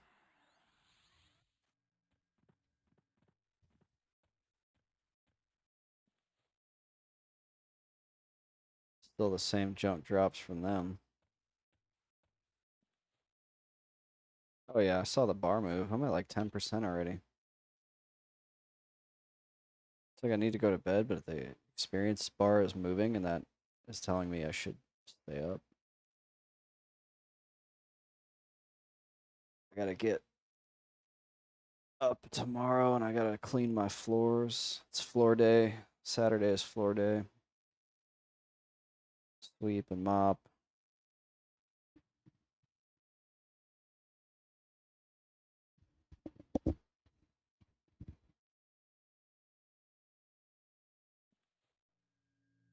I did bathroom last weekend, so no bathroom this weekend.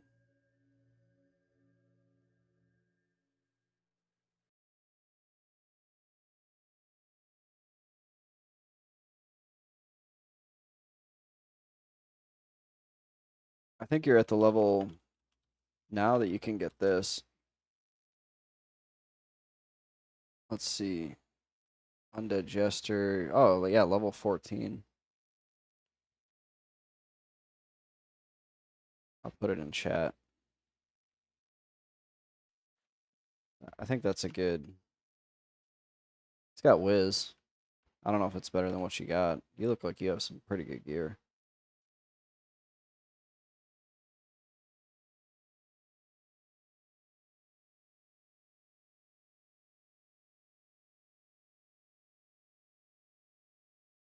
It's a tough one to camp. If you've killed any Bury Eye on your character and you have negative Bury Eye rep, it's like really hard to. Well, actually, no, it's not, because as long as you can get down there, which at your level you can get down there. Once you get in, you're fine. The Badgers hate you. It might be a little bit risky getting down there because some of them do harm touch, and those harm touches are nasty. I think they're like 96.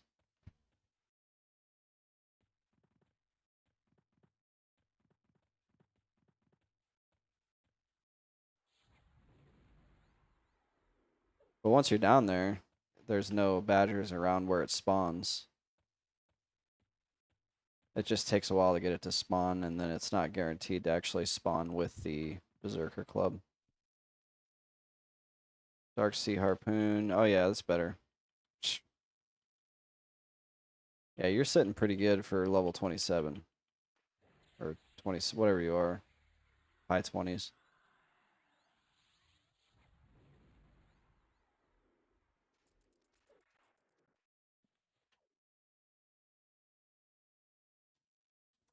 does the Dark Sea Harpoon drop? Kedge Keep. Yeah, there's no chance in hell you'd be able to get that at your level. Kedge is one of the weirdest zones. Do you know about that zone? It's completely underwater. Like you have to have underwater breathing to go there.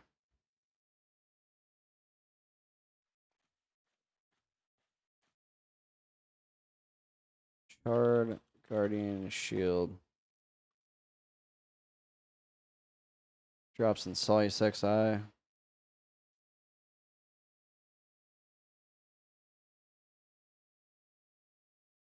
Wiz +9 on that. That's nice. Yeah, you're sitting real good. Can't go wrong with what you got.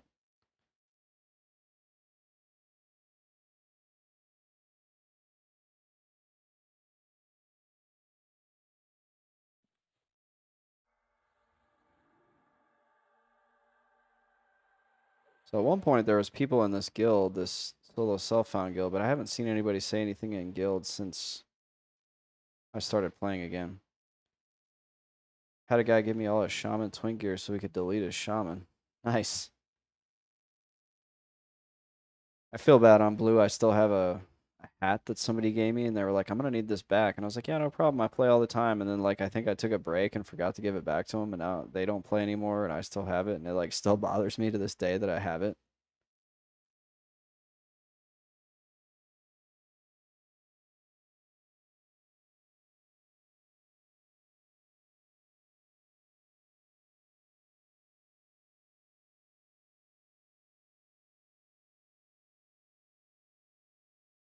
Dire wolf hide cloak. Where's that drop?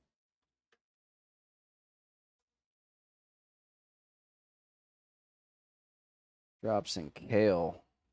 Staff Sergeant Driok.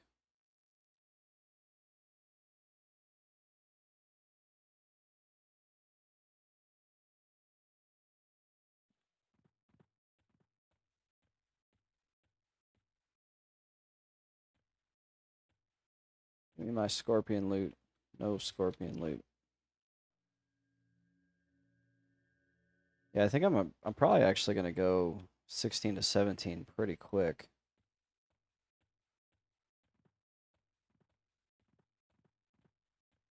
It seems like I'm killing enemies a lot faster.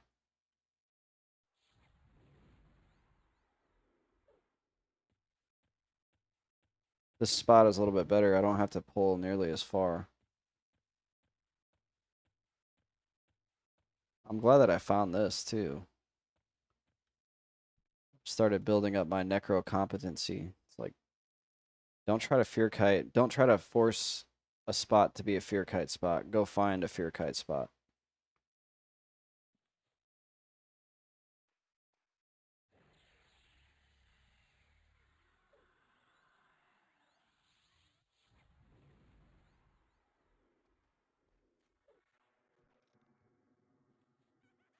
Go find a spot where there's not going to be a lot of pathing enemies, but you have a good assortment of things to pull. Not going to be a lot. By a lot, I mean any. You don't want a single pathing enemy. So you can't deal with that with the mana bar. Mana bar is too small.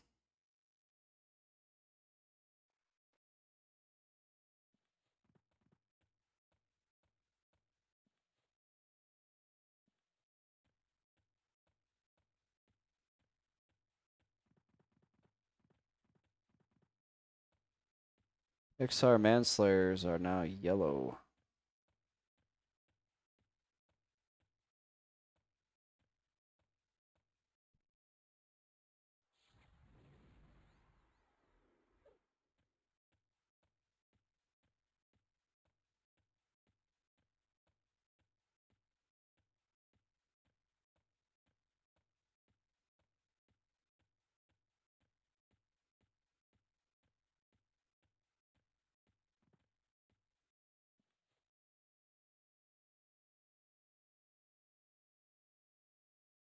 I'm a little bit nervous about this pull. I feel like it was a long way.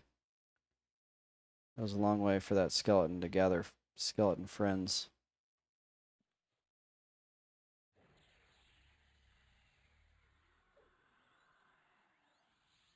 Looks like I'm safe though.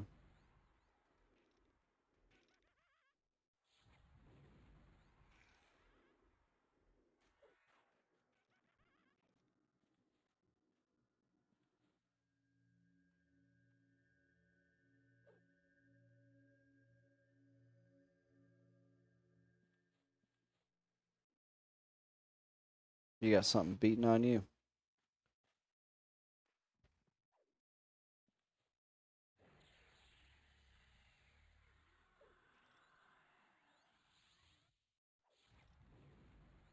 Yeah, this pet's much more resilient too. Like I'm actually not required now to keep a fear on him. My last pet, if I didn't fear it, it was gonna wreck my pet.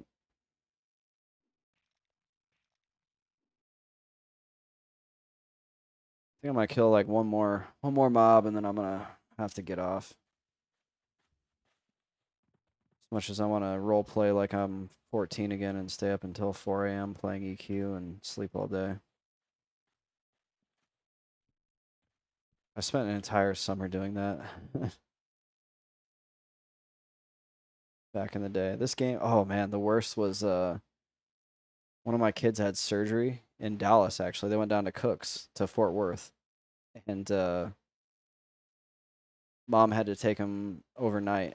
So I had the rest of the kids and I was playing my druid and I would like quad kite and then during the med time I would like do kid stuff like change diapers, you know, make lunch, whatever.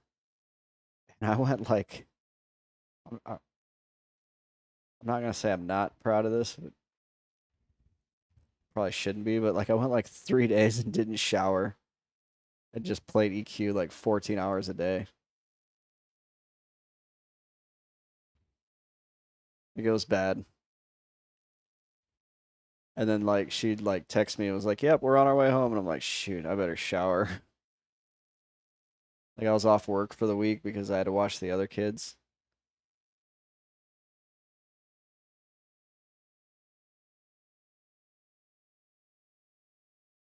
That was like peak EQ degeneracy for me.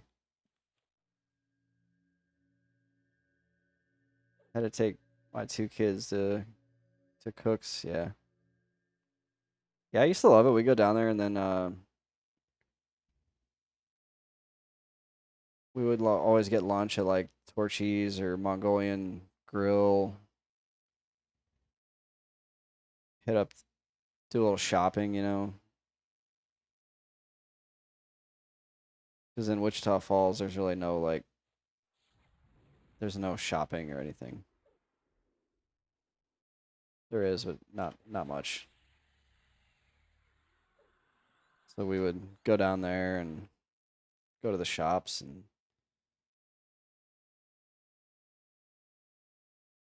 I miss it. I miss Texas. It's a good place. I like the way the grass smells out there when you just walk outside and you just get that like great plains grass smell.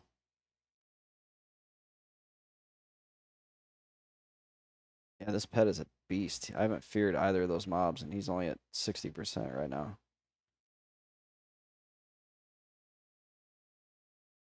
Almost 20% already towards the level. All right, it is time for me. Let me collect my bone chips here. There's no bone chips. Ooh, I got another dead bone barley, though. Thanks for watching.